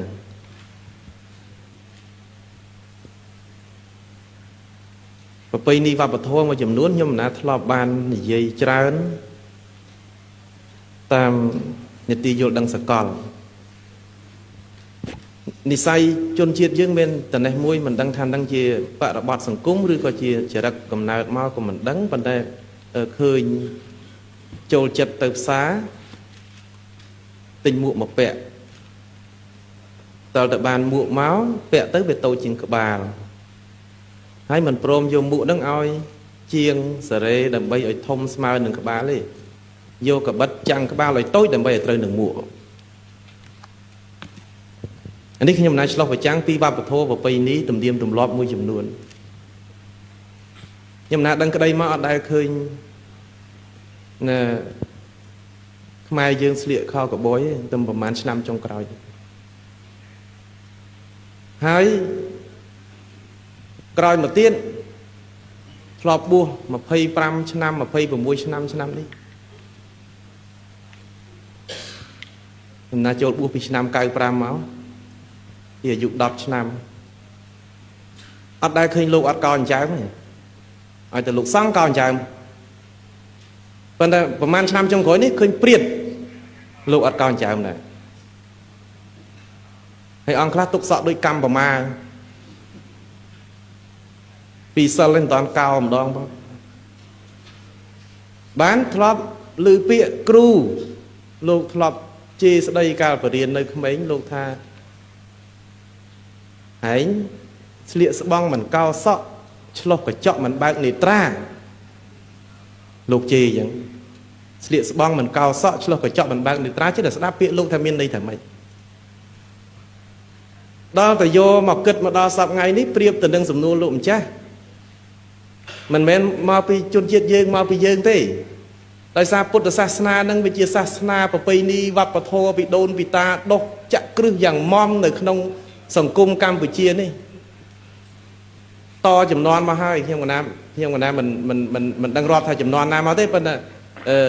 ពីពុទ្ធសករាជ234នៃពុទ្ធសករាជធ្លាប់រៀនមកឮចាំអញ្ចឹងណាមានប្រធេរៈផ្សាយមកដល់ដែនសវណ្ណភូមិហ្នឹងគឺខ្មែរហ្នឹងអញ្ចឹងប្រទេសហ្នឹងមានពុទ្ធសាសនាស្រាប់កើតមក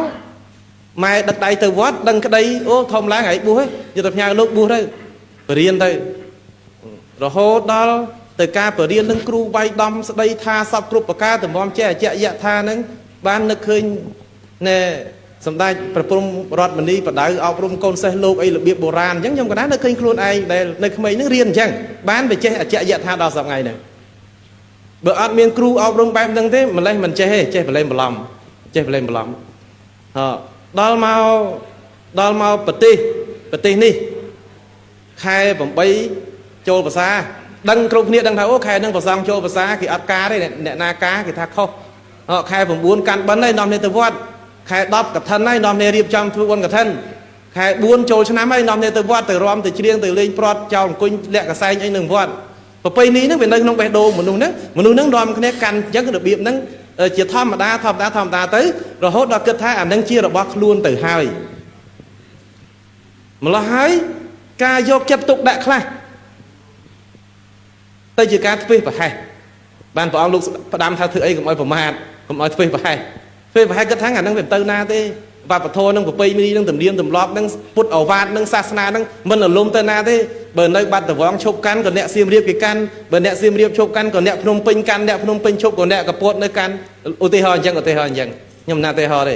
អញ្ចឹងដល់តែយើងគិតថាអានឹងវាជារបស់ខ្លួនឯងចាប់ផ្ដើមបដ ாய் ថាទៅយ៉ាងម៉េចក៏ទៅមិនអីអញមិនគិតក៏គេគិតខ្ញុំមិនធ្វើក៏គេធ្វើអញ្ចឹងវាបាត់ការយកចិត្តទុកដាក់ដល់តែបាត់ការយកចិត្តទុកដាក់យូរម្ដងយើងឃើញប៉ុនអាក្រាំងគេធ្វើអាប៉ុន Holy V ណាអាលៀបមុខដូចខ្មោចលោតែមានតារាមានពិធីករណាល្បី 2-3 នាក់នាំគ្នាលៀបអាមុខអញ្ចឹងនិយាយដាក់ទូនាំគ្នាប្រតិកម្មខឹងចុះឈួតទេហីអានឹងរបស់គេតែមិនបានយកមកដាក់របស់ឯងមិនបានពួកនឹងទៅបង្ហាញឲ្យយុវជនខ្លួនឯងនឹងឡប់ឈួតដោយសារតែប្រពៃណីរបស់គេហ្នឹងយើងថាគេឈួតណាប៉ុន្តែអាមេរិកជាង 1000 នាក់គេថាគេត្រូវណា 1000 លានអ្នក100 លានអ្នក 1000 លានអ្នកលើពិភពលោកគេថាគេត្រូវតែយើងម្នាក់ពីរនាក់ហ្នឹងថាគេឈួតចឹងទៅមកពីអីមកពីគេយកអាហ្នឹងមកប្រឆាំងវប្បធម៌ខ្លួនឯងដែលវាមានស្រាប់នេះទី2ខ្ញុំណាសង្កេតឃើញខ្ញុំណាមានសាលារៀនក្នុងវត្តសាលាបឋមមានអង្គការបរទេសមកបរៀនក្មេងចែកស្ករគ្រាប់ដោយសម្ដេចមានធរៈដីកាអញ្ចឹងហើយពួកនឹងមិនមែនឲ្យត្រឹមតែស្ករគ្រាប់ទេយប់នឹងទៅដេកផ្ទះក្មេងនឹងទៀតទៅដេកជាមួយម៉ែឪក្មេងនឹងសួរថាអាត្មាសួរថាអង្គការសាសនាថាអត់មានពាក់ព័ន្ធសាសនាទេមនុស្សធម៌ប៉ុន្តែពួកនឹងកាន់ពុទ្ធសាសនាទេអត់ទេបែរអង្គមលោកទេថ្វាយជឿព្រះទេធម្មតាអញ្ចឹងឯងគ្រីស្ទានទេអត់ទេប៉ុន្តែពួកនឹងចែកស្ករគ្រាប់ឲ្យសភៅឲ្យបរៀនឲ្យយប់នឹងទៅដេកផ្ទះក្មេងនឹងញ៉ាំបាយជាមួយគ្រួសារគេនឹងទៀតដើម្បីបង្កប់ភាពកក់ក្ដៅទាំងគេទាំងយើងធំដឹងក្តីឡើងដឹងគុណកិច្ចការងារនឹងហើយអញ្ចឹងលោកម្ចាស់មិនមែនយើងគិតទេពួកយើងគិតបានជាគិតដឹងហើយបានជាគណៈសង្ឃនាយកព្រះមេគុណព្រះគ្រូអនុគុណបច្ចាធិការប្រធេរានុធេរៈគ្រប់ព្រះអង្គស្ទើរតែពេញប្រទេសកម្ពុជានិមន្តធ្វើអ្វីគ្រប់បែបយ៉ាងទាំងអស់ដើម្បីប្រោសប្រជាជនពុទ្ធសាសនិកនៅក្នុងដែនដីនេះឲ្យគោរពប្រតិបត្តិតាមពុទ្ធសាសនាបានជាយើងនាំគ្នាថែរក្សាធម៌វិន័យរហូតមកដល់សប្តាហ៍ថ្ងៃនេះបើមិនចឹងទេអត់មានធម៌វិន័យដល់សប្តាហ៍ថ្ងៃនេះទេកណ្ដាលម្ចាស់យើងប្រឹងណាស់គ្រប់គ្នាតាមកណ្ដាលយើងអត់ឃើញលោកធ្វើតាមតំបន់លោកតាមកន្លែងលោកធ្វើតាមលទ្ធភាពរបស់លោកឬក៏សមាគមអង្គការមនុស្សធម៌ផ្សេងនាំគ្នាចុះធ្វើកិច្ចការងារដល់អប់រំគេធ្វើច្រើនណាស់ព ពុទ្ធិកសមាគមកម្ពុជារដ្ឋដើរតួជាមេធាងរបស់គណៈសង្ឃនាយកក្នុងកិច្ចការងារមនុស្សធម៌តាំងពីបុរាណកាលមកក៏បានធ្វើកិច្ចការងារហ្នឹងហូរហែររហូតដល់បច្ចុប្បន្នចឹងសូមទូលប្រកេនលោកម្ចាស់ថាមិនមែនយើងមិនខ្វល់ទេយើងខ្វល់ប៉ុន្តែមកពីយើងគិតថាហ្នឹងវាជារបស់ខ្លួនឯងនៅផ្ទះខ្លួនឯងហើយរបស់ថ្មីចូលមកអ្នកចែកស្ករក្របហ្នឹងមិនមែនថាគេធ្វើអត់ប្រយោជន៍គេធ្វើមានប្រយោជន៍ប៉ុន្តែมันអាចបន្សាបនៅតម្លៃពុទ្ធសាសនាក្នុងដែនដីនេះបានទេខ្ញុំកណាគិតថាទោះបីជាមេឃភ្លៀងខ្យល់ព្យុះទឹកជំនន់ខ្លាំងប៉ុណ្ណាក៏ដោយទីបំផុតផែនដីនៅតែជាផែនដីកណាសូមអរគុណគណៈម្ចាស់សាធុអរគុណគណៈម្ចាស់ព្រះស្រីកុសលសុំសខាដែលបានរំលឹកក្បោះក្បាយមែនទែនគណៈម្ចាស់មិញញោមមហាបាសកពុទ្ធសាសនូបឋមអៀងសុធរាមានសំណួរសូមអញ្ជើញលោកមហាបាសកបាទសូមអញ្ជើញទូលបង្គំសូមក្រាបថ្វាយបង្គំសម្ដេចព្រះមហាសុមេធាធិបតីព្រះសង្ឃនាយកសូមក្រាបថ្វាយបង្គំសម្ដេចគ្រប់ព្រះអង្គថ្វាយបង្គំប្រទេសរាប្រទេសរកគ្រប់ព្រះអង្គអាដាមលោកជំទាវទាំងអស់ខ្ញុំប្រកាសណាទូលបង្គំមានការសង្កេត2ហើយសូមសំណួរ1ការសង្កេតទី1ដោយ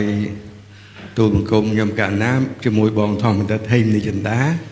ជាមួយលោកសេតវិទូមីកល្យានបានបើកបង្រៀន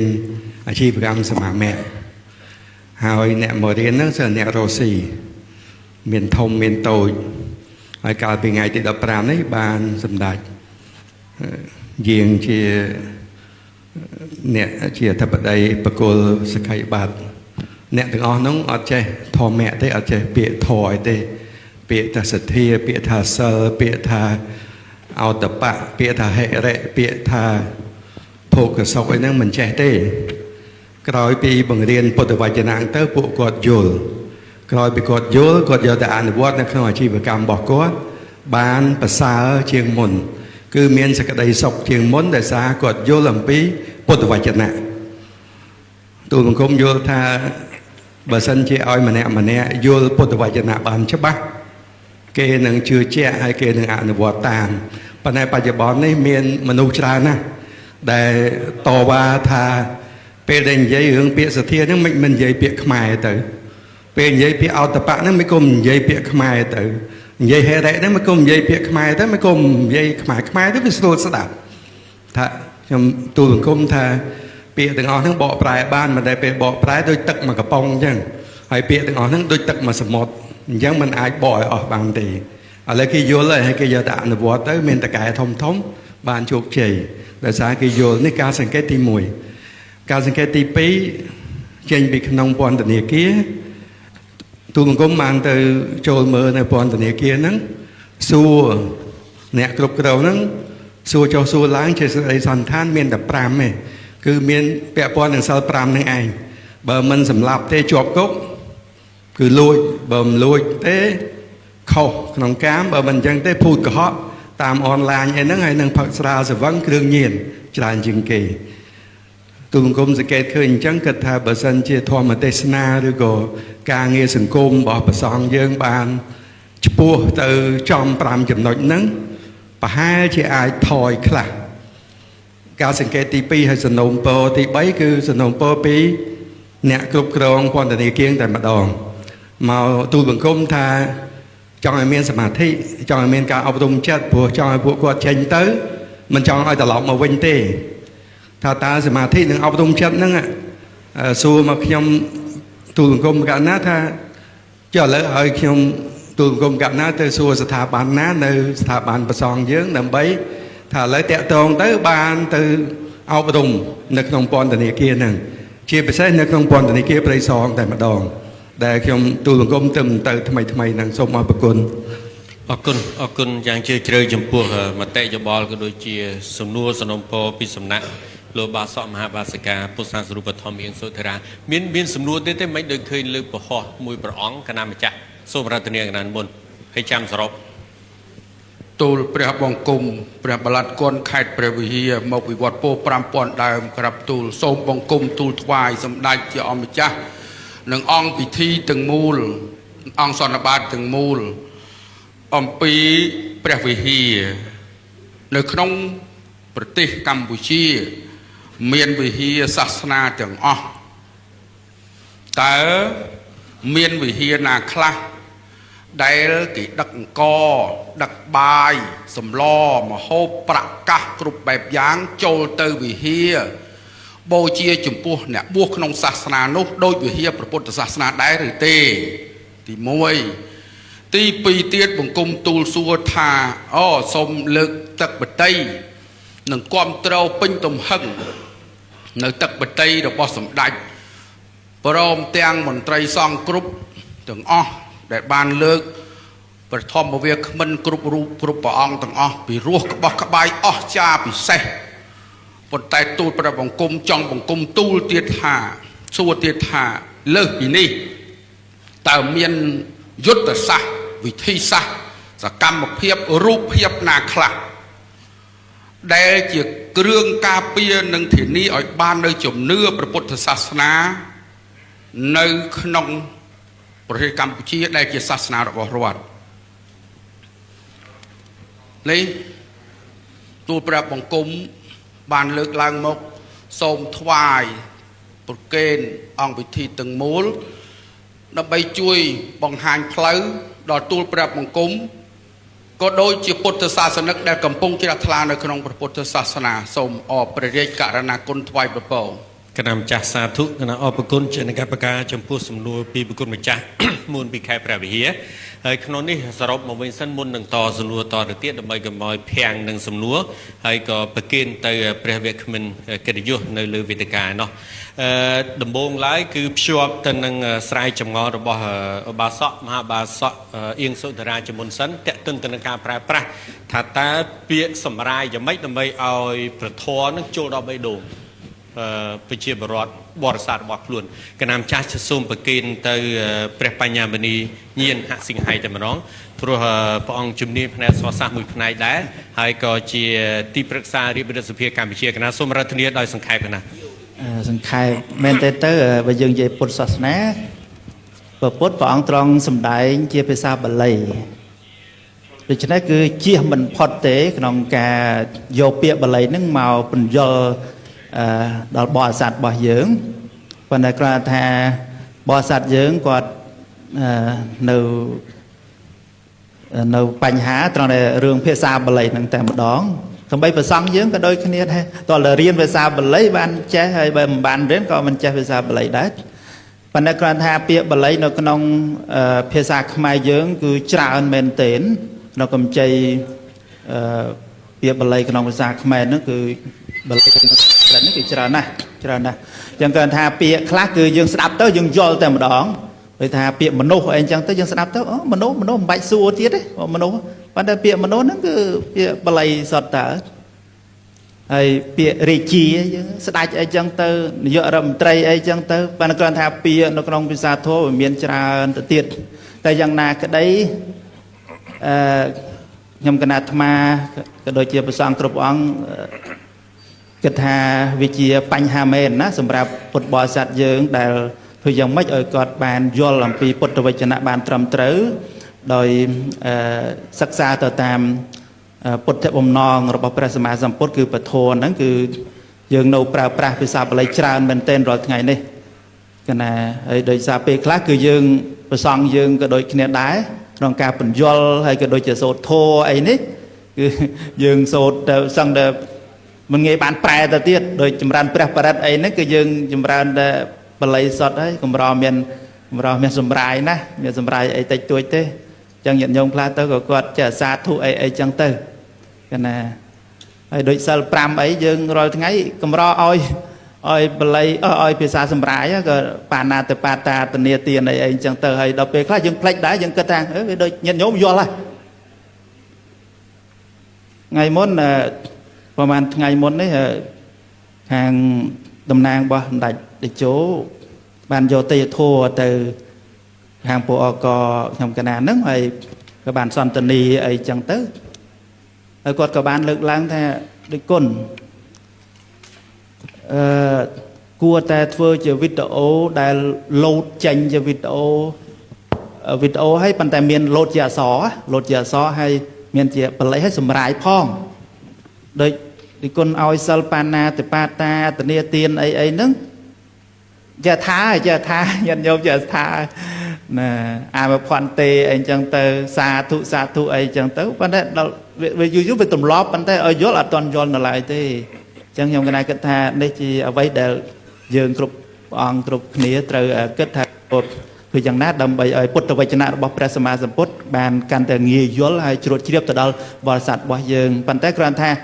เปรียบอะไรเวียนโนแต่สำคัญจังคือมันอายได้ท่านิยขมายสดให้อดเลิกท่าพุทธวจนะได้พระองค์สมได้ยังไม่ยังบัดเจ้าให้สำรายโยแต่สำรายเต๋อก็มันรอปีประมาณได้โดยฉะนั้นบันยังเคยในขนมปลายใบดอกก็เมียนโลกเนี่ยปลายเยอะคือรักษาดำไลพุทธวจนะคลังเมนเต้นโดยโลกดาบพิศาบเลยมวยจุ่มเฮียงสำรายมวยจุ่มเฮียงดังนั้นวิญญาณไปย่อยตอนท่าบนเนจับเลยคือเป็นคลาโลกมือสำรายให้โลกหมอบเตียงตรวจนั่งพิศาบเลยไอ้โลกคลาโลกจับเลยเป็นเต้นโลกหัดมือแต่สำรายเพราะโลกมือแต่เลยโยแต่มาดองนี่วิญญาณไปย่อยจานนะสมจะรวมชลายปนักปอกนำจ่าสูมอประกุลประปัญญามณีเนียนสิ่งให้กันนำจ่าบอกสายลมอัดกู้ซ้อมได้กันนำจ่าช่วยตะนังสมนัวพระองค์พิฆางแค่เปรวิเฮวิญมาน้องเจียตรึตงุนภายเจียทอมบริหิมดิจนาวิญมาน้องแต่ซาติมุยจากคลาจังจำไหนดังจากคลาจังปีซอดในขนมการสังคมพรุสมนัวลุกปี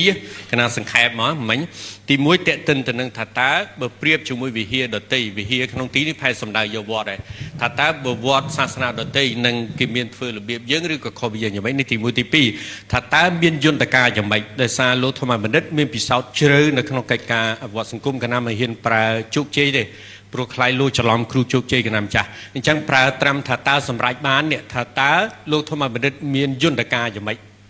นี่เมื่อตามสำรวจระบบกรมจ่าพระเพียกันนะซุ่มกรมเชิงลูกทมาบันดบ่า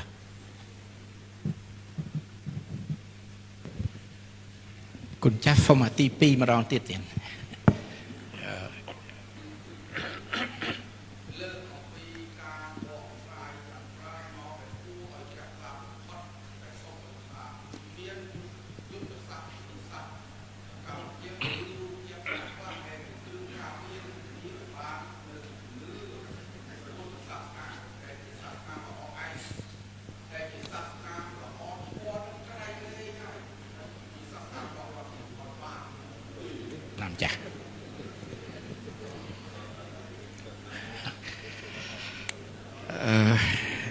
มุ้ยโดยเฉพาะมันจะบัดฉลายเตียนปีโปรเตตนเดินหนึ่งอามิสเตียน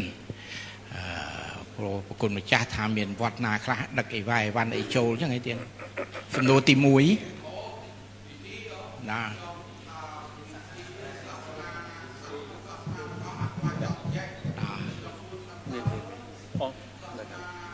เมียน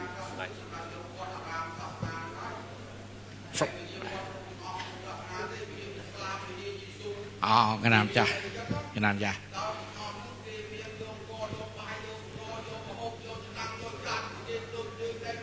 อ๋อกันนำจ้ะ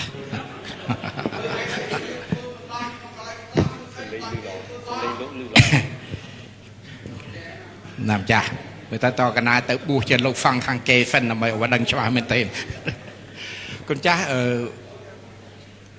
เวทตรงสนุติปีศาสนาเริงม้อม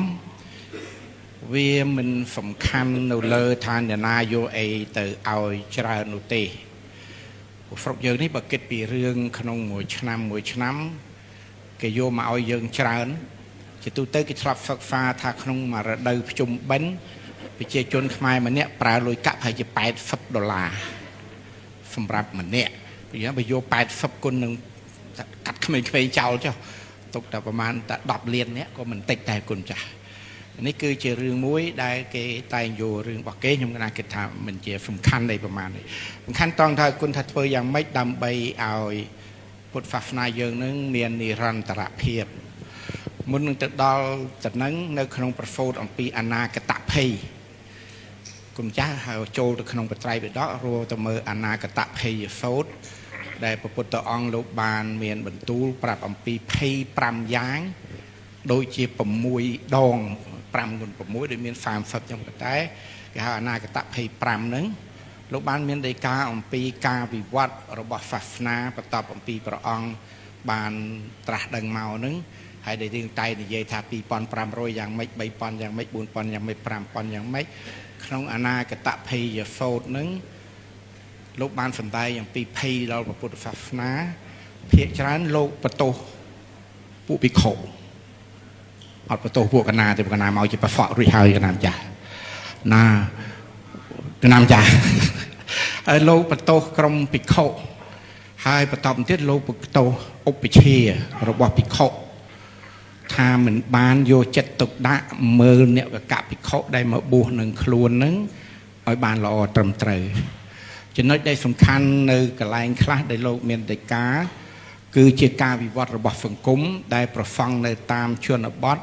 តែងតែរីករាយហើយចង់នាំគ្នាមកនៅទីក្រុង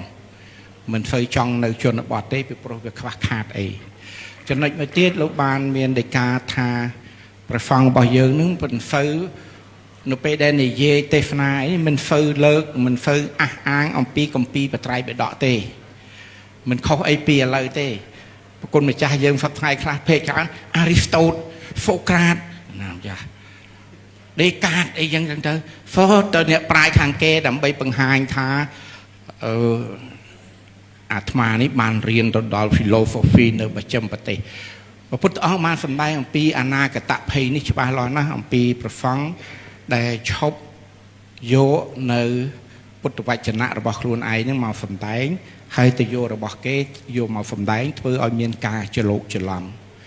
ចំណុចមួយទៀតពុទ្ធអង្គបានសម្ដែងអំពីតួនាទីរបស់ព្រះឧបជាពុំបានព្រានប្រដៅទាំងសិលសមាធិបញ្ញាឲ្យដល់សទ្ធិវិហារកៈរបស់ខ្លួនឬក៏អ្នកដែលមកសុំយោនិស័យនៅជាមួយខ្ញុំមែនតើខ្ញុំកណាទៅសេអត្ថបទហ្នឹងដូចជាបាន 70% ហើយមិនតាន់ចប់គុណចាស់នៅក្នុងអនាគតភ័យសូត្រនេះបើសិនជាយើងបានមើលអនាគតភ័យសូត្រនឹងហើយយើងព្យាយាមដោះស្រាយទៅភ័យដែលព្រះពុទ្ធអង្គលោកទស្សទាយតាំងពីមុនមកថានឹងកើតឡើងហើយដោះស្រាយទៅតាមអ្វីដែលព្រះពុទ្ធអង្គលោកបានកំណត់ត្រាទុកមកខ្ញុំកណាជឿថាពុទ្ធសាសនាយើងអាចនឹងគង់វង្សទៅបានពីព្រោះបានដោះស្រាយនៅពាក្យទំនាយរបស់ព្រះពុទ្ធអង្គដែលថាតទៅថ្ងៃមុខវាមានហេតុការណ៍ចេះកើតឡើងដែលនាំឲ្យពុទ្ធសាសនាបាត់បង់ឬក៏សាបសូន្យសូមអរគុណប៉ុណ្ណឹងណាចាសាធុសាធុអរគុណលោកគ្រូធម្មមហិមនិចនារំលេចខៃសេចក្តីដ៏ពិស្ដារហើយល្អមែនទែនហើយញ៉ាំងជាប្រយោជន៍ផ្នែកគំនិតជ្រាលជ្រៅខ្លាំងក្លាកណាម្ចាស់ដោយសារតែពីព្រឹកមិនកណានៅចាំបានប្រគុណម្ចាស់មានសំណួរមួយអង្គកណាមានសំណួរទៀតទេប្រគុណម្ចាស់ខាងនោះព្រោះព្រឹកមិញអស់ម៉ោងទៅប្រគុណម្ចាស់លើកសំណួរឡើងទៅផុតម៉ោងកណាម្ចាស់អស់ម៉ោងដល់ប្រញាប់ម៉ោងឆាន់ឥឡូវនេះអាចមានសំណួរពាក់ព័ន្ធនឹងប្រធានបទនេះទេឬក៏ដោយឡែកទៅព្រឹកមិញទេឥឡូវផុតម៉ោងពុទ្ធកៈគុណម្ចាស់កណាម្ចាស់សាធុគុណម្ចាស់កណាអូសម្ដេចកណាមុនឆ្លើយសំណួរបងខ្ញុំមកសំណួរមុនសូមក្រាបថ្វាយបង្គំសម្ដេចព្រះសង្ឃយុសម្ដេចព្រះជាគណៈដោយបាញ់មិញដូចនៅខ្វះឆ្លើយមកសំណួរលោកញោមកមហាបាសកអៀងសុធិរាគាត់សួរថាខាងដែលមន្ទីរពន្ធនាគារសួរថាបើចង់បានប្រសង់ទៅសម្ដែងធម៌ទៅអីតើគួរតាក់ទងខាងណាមិនអញ្ចឹងញោមក៏អញ្ចឹងប្រាប់ទៅនៅខេត្តណាទៅសេលិខិតចូលសាលាគុណខេត្តនោះដើម្បីសុំចាត់និមន្តប្រសង់ទៅសម្ដែងពធពីព្រោះសាលាគុណរាជនេះភ្នំពេញបានធ្វើការងារនេះជាមួយនឹងមន្ទីរដែងឃុំឃាំងជាច្រើនដែលដាក់ស្នើមកហើយកាលពីមុនយើងបានចាត់សាលានុគុណតាមវេនសាលានុគុណនីមួយៗឲ្យទៅដាក់វេនគ្នាទៅសម្ដែងជាប្រចាំប៉ុន្តែសូមឲ្យប្រធានពន្ធនាគារនឹងសរសេរលិខិតមកសាលាគុណតាមខេត្តនីមួយៗបងសូមចម្រើនពរប៉ុណ្ណឹងសាធុសម្ដេចអម្ចាស់កណាសូមអរព្រះគុណជានៃការប្រកាសដែលបន្ថែមបំពេញបន្ថែមចំណុចខ្វះចន្លោះដែលចាប់គោលគំនិតមិនអស់កណាម្ចាស់សាធុឥឡូវភ្ជាប់ទៅទៀតប្រគុណម្ចាស់ខាងក្រោយមានសំណួរទេកណាម្ចាស់តាមបណ្ដាខេត្តមួយ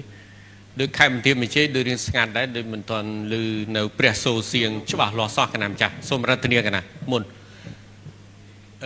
ក្រុមការងារហើយប្រគិន ឧខូសនៈស័ព្ទដល់បងចាស់កណាមុន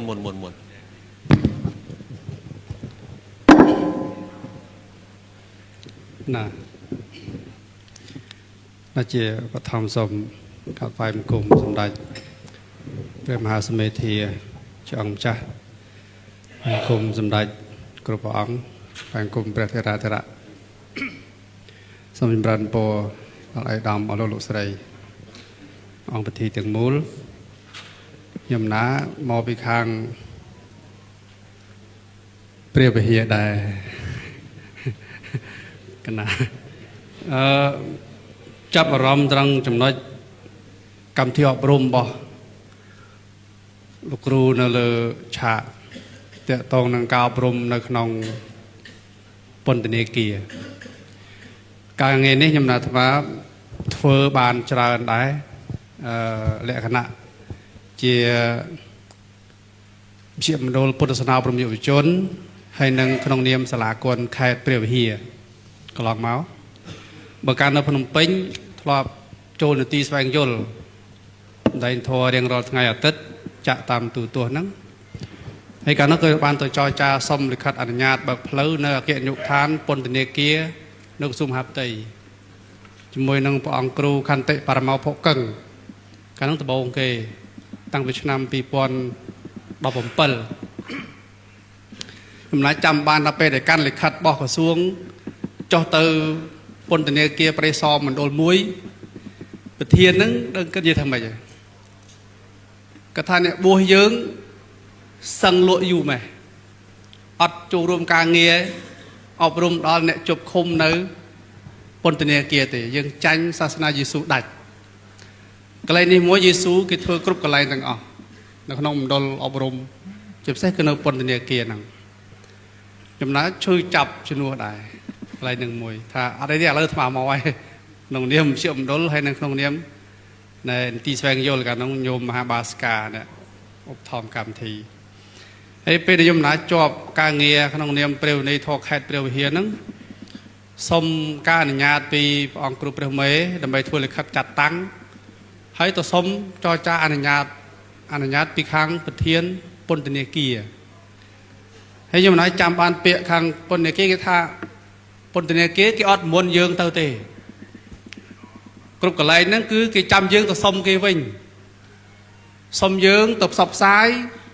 គោលការណ៍ពុទ្ធសាសនាឲ្យអ្នកទោសស្ដាប់គេអត់មកមុនយើងទេព្រោះយេស៊ូក៏គេធ្វើអញ្ចឹងដែរយេស៊ូដែលគេធ្វើគ្រប់កន្លែងហ្នឹងគឺគេធ្វើដោយ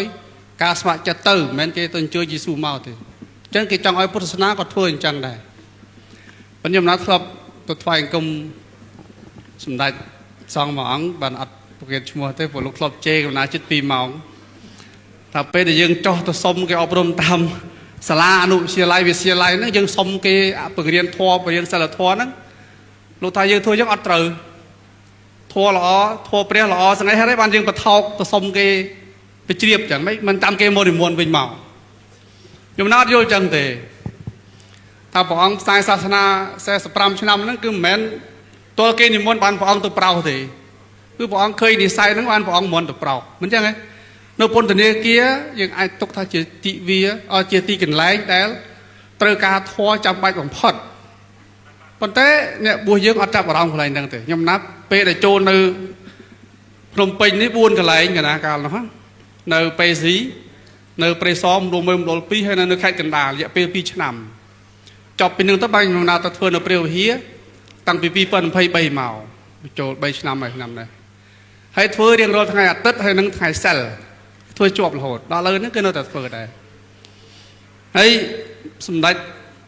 ចង់ចាស់លោកមានសម្រួលមិនថាពេលដែលយើងធ្វើអញ្ចឹងវាមានអត្ថប្រយោជន៍មិនដែលមានប្រយោជន៍មិនដែលសម្រាប់អ្នកនៅក្នុងគឺមានប្រយោជន៍មែនតែសម្ដេចគឺអ្នកនៅក្នុងនៅពេលដល់ម៉ោងហ្នឹងពេលហ្នឹងគឺដឹងតែចាំមើលប្រសងហ្មងចង់ស្ដាប់សំឡេងសូត្រធម៌ចង់ស្ដាប់សំឡេងប្រទានសិលហើយនឹងសម្ដែងធម៌ទេសនាធម៌សូត្រនមស្ការធម៌សមាទានសិលហើយចំណាននៅពន្ធនាគារខេត្តព្រះវិហារគឺឥឡូវនេះមានសាលាបុណ្យនៅក្នុងហ្នឹងមានពុទ្ធអង្គធំមានបណ្ណាល័យធំនៅក្នុងហ្នឹងដាក់សភើបានជាង2000ក្បាលហើយគុណបំណាច់របស់ព្រះគុណនៅក្នុងសាលហ្នឹងដែរមន្តនាបាត់ហើយគុណឆក់នោះហ លោកយកសភៅទៅពីភ្នំពេញហ្នឹងជួយដាក់បញ្ចូលនៅក្នុងហ្នឹងអញ្ចឹងជាសំណុំពរទេសម្រាប់កាលណាជាព្រះមន្ត្រីសង្ឃសាលាគុណខេត្តទាំងអស់គួរតែចាប់អារម្មណ៍កន្លែងហ្នឹងណាដើម្បីធ្វើជាកម្មវិធីអប់រំជាប្រចាំអញ្ចឹងទៅហើយដាក់ចូលក្នុងរបាយការណ៍ប្រចាំខែនោះខ្ញុំណាដាក់ចូលមករហូតរបាយការណ៍ប្រចាំខែសម្រាប់ការអប់រំផ្សព្វផ្សាយនៅក្នុងរបាយការណ៍របស់សាលាគុណណាសូមចូលរួមប៉ុណ្ណឹងណាអរគុណគណៈម្ចាស់គណៈអរគុណជានៃការប្រកាសចំពោះព្រះមតិយោបល់បន្ថែមនឹងការមើលឃើញជ្រុងផ្សេងទៀតហើយក៏ជាបទពិសោធន៍ដែលប្រគុណម្ចាស់ពិសោធន៍នៅក្នុងការរួមវិភាគទានចំពោះសង្គមស្របទៅតាមអ្វីដែលប្រធានបទរបស់យើងបានលើកឡើងពុទ្ធសាសនាកិច្ចការសង្គមគណៈម្ចាស់ហើយជាកិច្ចការនេះតេតិនទៅនឹងព្រះគ្រូសេរីញៀនឡំលឿមហើយគណៈម្ចាស់ដោយសារតែប្រគុណម្ចាស់ជាប្រធាននៅសមាគមជីវិតនៅក្តីសង្ឃឹមផងគណៈម្ចាស់តេតិនទៅលើនឹងគណៈចង់ប្រគុណម្ចាស់រំលេចបន្តិចមើលថាតើអ្វីដែលជាចំណុចកន្លឹះដែលជីវិតនៅក្តីរំពឹងដែលធ្វើរាប់សិបឆ្នាំហើយគុំចាំមើលឃើញថាវាមានវិបាកអ្វីខ្លះហើយភាពងាយស្រួលខ្លះបន្តមកទៀតអ្វីដែលដាក់ទិសដៅទៅថ្ងៃមុខតើអង្គការនេះយ៉ាងម៉េចកណាសមាគមនេះកណាម្ចាស់សូមរតនាបងសូមអរគុណច្រើនដល់បងបណ្ឌិតចំពោះសំណួរតាកតងនឹងសកម្មភាពរបស់សមាគមជីវិតនិងក្តីសង្ឃឹមដែលយើងបានធ្វើហើយយើងបដោតសកម្មភាពនឹងគឺនៅក្នុងខេត្តសៀមរាបជាសំខាន់តាកតងនឹងផលលំបាកក្នុងការធ្វើផលលំបាកទី1គឺយើងខ្វះធនធានហើយធនធានមនុស្សនោះគឺជាកត្តាសំខាន់ធនធានប្រសង់ដែលមានសមត្ថភាពអាចចូលរួមការងារសមត្ថភាពទី1គឺតាកតងនឹងការយល់ដឹងអំពីព្រះធម៌ដើម្បីយកទៅផ្សព្វផ្សាយដល់ញាតិញោមសមត្ថភាពទី2ចេះព្រះធម៌ទេខ្សោយអិរិយាបថបងព្រះអង្គខ្លះលោកមានសមត្ថភាពអាចផ្សព្វផ្សាយព្រះធម៌បានអាចទេសនាបានអាចបញ្យល់បានប៉ុន្តែខ្សោយអិរិយាបថនៅក្នុងសមាគមជីវិតនិងក្តីសង្ឃឹមជាអង្គការពុទ្ធសាសនាដែលបង្កើតឡើងដោយព្រះសង្ឃប៉ុន្តែយើងធ្វើការងារគឺយើងប្រកាន់គោលការណ៍ក្នុងនាមជាព្រះសង្ឃក្នុងនាមជាព្រះសង្ឃពុទ្ធសាសនាដែលយើងអត់ទៅធ្វើការងារឆ្វេងឆ្វាយរាយប៉ាយដែលមាននាំឲ្យប៉ះពាល់ដល់អិរិយាបថរបស់ព្រះសង្ឃទេដូច្នេះយើងត្រូវការព្រះសង្ឃដែលមានចំណេះដឹងមានជំនាញហើយមានអិរិយាបថល្អទៀតបងអញ្ចឹងអានឹងគឺជាការលំបាកដែលយើងបានធ្វើកន្លងមកហើយយើងឃើញថាអានឹងវាជាការលំបាកដែលធំក្នុងការពិបាករកធនធានមកចូលរួមដើម្បីធ្វើការងារជាមួយនឹងសកម្មភាពមួយនឹងហើយតាកតងនឹងគោលដៅ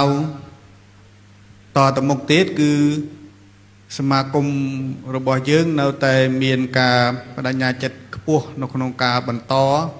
សកម្មភាពរបស់សមាគមនឹងដើម្បីជួយដល់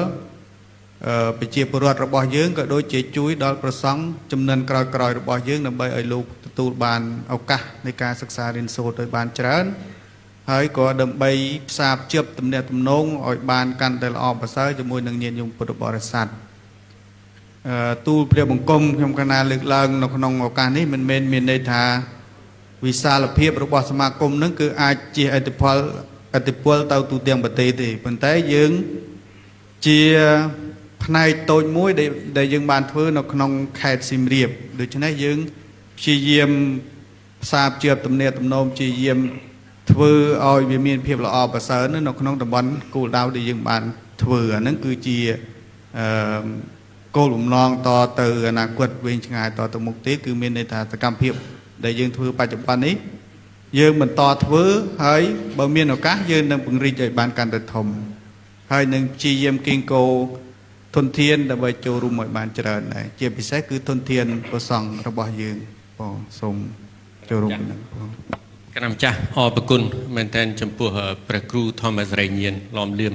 គណៈម្ចាស់ជាបន្តដោយសារយើងនៅសល់ពេល8នាទីទៀតមានសំណួរទេ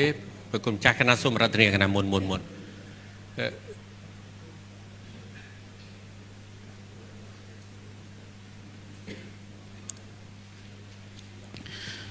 ខ្ញុំបកណាសូមក្រាបថ្វាយបង្គំសម្ដេចព្រះសង្ឃនាយកជាទីគោរពសក្ការៈដ៏ខ្ពង់ខ្ពស់បំផុតសម្ដេចព្រះសង្ឃនាយករងសម្ដេចព្រះរាជាគណៈជាទីគោរពសក្ការៈដ៏ខ្ពង់ខ្ពស់ព្រះមន្ត្រីសង្ឃប្រធេរានុធេរៈគ្រប់ព្រះអង្គដោយសេចក្តីគោរពអាដាមតំណាងរដ្ឋមន្ត្រីក្រសួងធម្មការនិងសាសនាដោយសេចក្តីគោរពនមស្ការព្រះវាគ្មិនចម្រើនពរញោមបណ្ឌិតវាគ្មិនដោយសេចក្តីគោរពនិងសេចក្តីស្រឡាញ់ដ៏ជ្រាលជ្រៅក្នុងពធខ្ញុំបកណាអាត្មាសូមអធិស្ឋានទុកជាមុនកាលណាបើនិយាយទៅឃើញមុខដដែលប៉ុន្តែមកមួយឆ្នាំមកជួបម្ដងបើមិននិយាយមិនចូលរួមហាក់បីដូចជាមិនមានសកម្មភាពខាតពេលអញ្ចឹងសូមចូលរួមនៅក្នុងនេះមានសំណួរផងមានជាគំនិតដើមខាងដើមផងទី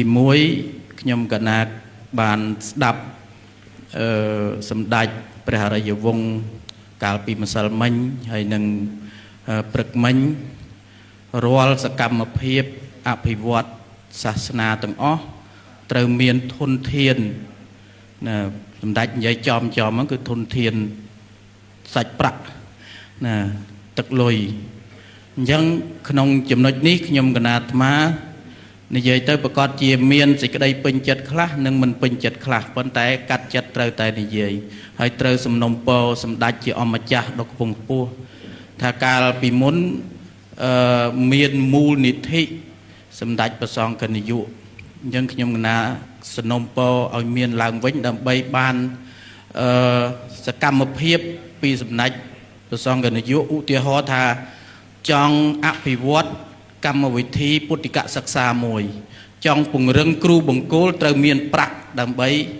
ហៅគ្រូនឹងមកបង្រៀនឲ្យចំទិសដៅអញ្ចឹងបើមានមូលនិធិនឹងឡើងវិញខ្ញុំណាគិតថាអង្គុយចុចកាសចូលបាញ់មិញហ្នឹង5000 វត្តជាងមួយវត្តមួយឆ្នាំត្រឹមតែ100000បាន550លានជាង550លានជាងហ្នឹងមួយឆ្នាំមួយវត្តខ្ញុំណាគិតថាវត្តទាំងអស់វត្តខ្លះមួយអង្គពីរអង្គទេប្រសងប៉ុន្តែព្រះអង្គប្រហែលជាមានឆន្ទៈចូលរួមបើមានសកម្មភាពមួយឆ្នាំពីរឆ្នាំទុកដាក់កញ្ចប់ថវិកានឹងកាន់តែកើនឡើងហើយសម្ដេចប្រើសេនាធិការរបស់សម្ដេចចាត់ចែងឲ្យមានគណនេយ្យភាពទៅវិញសកម្មភាពនៅក្នុងការអភិវឌ្ឍវិស័យធុរៈទាំងពីរគន្ធធុរៈនិងវិបស្សនាធុរៈនឹងចម្រើនឡើងអញ្ចឹងសូមសំណុំពរចំណុចទី1គឺសូមសំណុំពរឲ្យមានដំណើរការមូលនិធិសម្ដេចសង្ឃនាយកឡើងវិញណាសូមអធិស្ឋានសូមអនុមោទនាទី2ខ្ញុំកណាសូមសំណុំពរមួយទៀតគឺវត្តសពថ្ងៃព្រះសង្ឃបួសចោលវត្តដែលព្រះបលាត់ព្រះវិហារលើកឡើងបាញ់មិញហ្នឹងថាបើសិនជាព្រះសង្ឃបួសនាំគ្នាកាន់វត្តប្រហែលជាមិនធ្លាក់ចុះទេតែដល់ពេលបួសចោលវត្តនាំគ្នាមើលសកម្មភាពខាងក្រៅពីព្រោះវត្តនឹងជាមូលដ្ឋានគ្រឹះរបស់ព្រះសង្ឃដែលធ្វើឲ្យបរិស័ទមានជំនឿអញ្ចឹងសូមឲ្យមានលក្ខខណ្ឌវត្ត3ហ្នឹងជាគោលរួមមួយថាកិច្ចវត្តចរិយាវត្តណាការងារវត្តអីហ្នឹងឲ្យមានលក្ខខណ្ឌថាស្តង់ដារតែមួយពីសម្ដេចដើម្បីយកទៅអនុវត្តពីព្រោះយើងសពថ្ងៃសាមណេរក៏អត់ដឹងថាគោរពឧបជាយ៉ាងម៉េចប្រតិបត្តិយ៉ាងម៉េចអញ្ចឹងមានគោលរួមមួយជាຂណាតស្តង់ដារតែមួយដែលហៅថាពុទ្ធសាសនាកម្ពុជាណាពុទ្ធសាសនាកម្ពុជានេះទី2គឺវត្តសំណុំពរហើយចំណុចទី3គឺខ្ញុំកណាសូមអធិស្ឋានដោយក្តីអនុគ្រោះ ណាលើកឡើងក្រៃមានការប៉ះពាល់អធិស្ឋានបតីទឹកចិត្តក៏សូមខន្តីអធិស្ឋានអញ្ចឹងវត្ត3ហ្នឹងឧទាហរណ៍កិច្ចវត្តមាន10ចរិយាវត្តមានប្រមាណការងារវត្តមានប្រមាណអានឹងវានៅក្នុងធុរៈទាំងពីរហ្នឹងគាត់ថាធុរៈនិងវិបស្សនាធុរៈហ្នឹងនឹងដើរទៅមុខ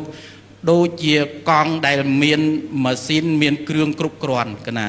អញ្ចឹងបូករួមជាមួយនឹងមូលនិធិហ្នឹងវាមានកម្លាំងធម្មពលនៅក្នុងដៃគ្រប់គ្រាន់ទៀត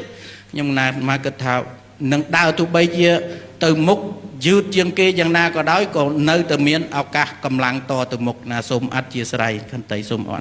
រគុណនិងអរគុណ គណៈម្ចាស់សាធុអរគុណជានៃការប្រកាសចំពោះព្រះមតិយោបល់ដល់ប្រពៃថ្លៃថ្លាតេតិនទៅនឹងការបង្កើតមូលនិធិឡើងវិញមិនន័យថាធ្លាប់មានម្ដងហើយបាត់ទៅវិញហើយចំណុចទី2គឺឲ្យគួងនៅក្នុងវត្តមិនបួសឲ្យនៅក្រៅវត្តមានន័យអញ្ចឹងហើយគុណម្ចាស់វត្តនេះគឺសំដៅយកខប្រតិបត្តិនោះតែម្ដងគណៈម្ចាស់ចំពោះសំណួរក៏ដូចជាសំណុំពរព្រះយោបល់មិញនេះថាតើ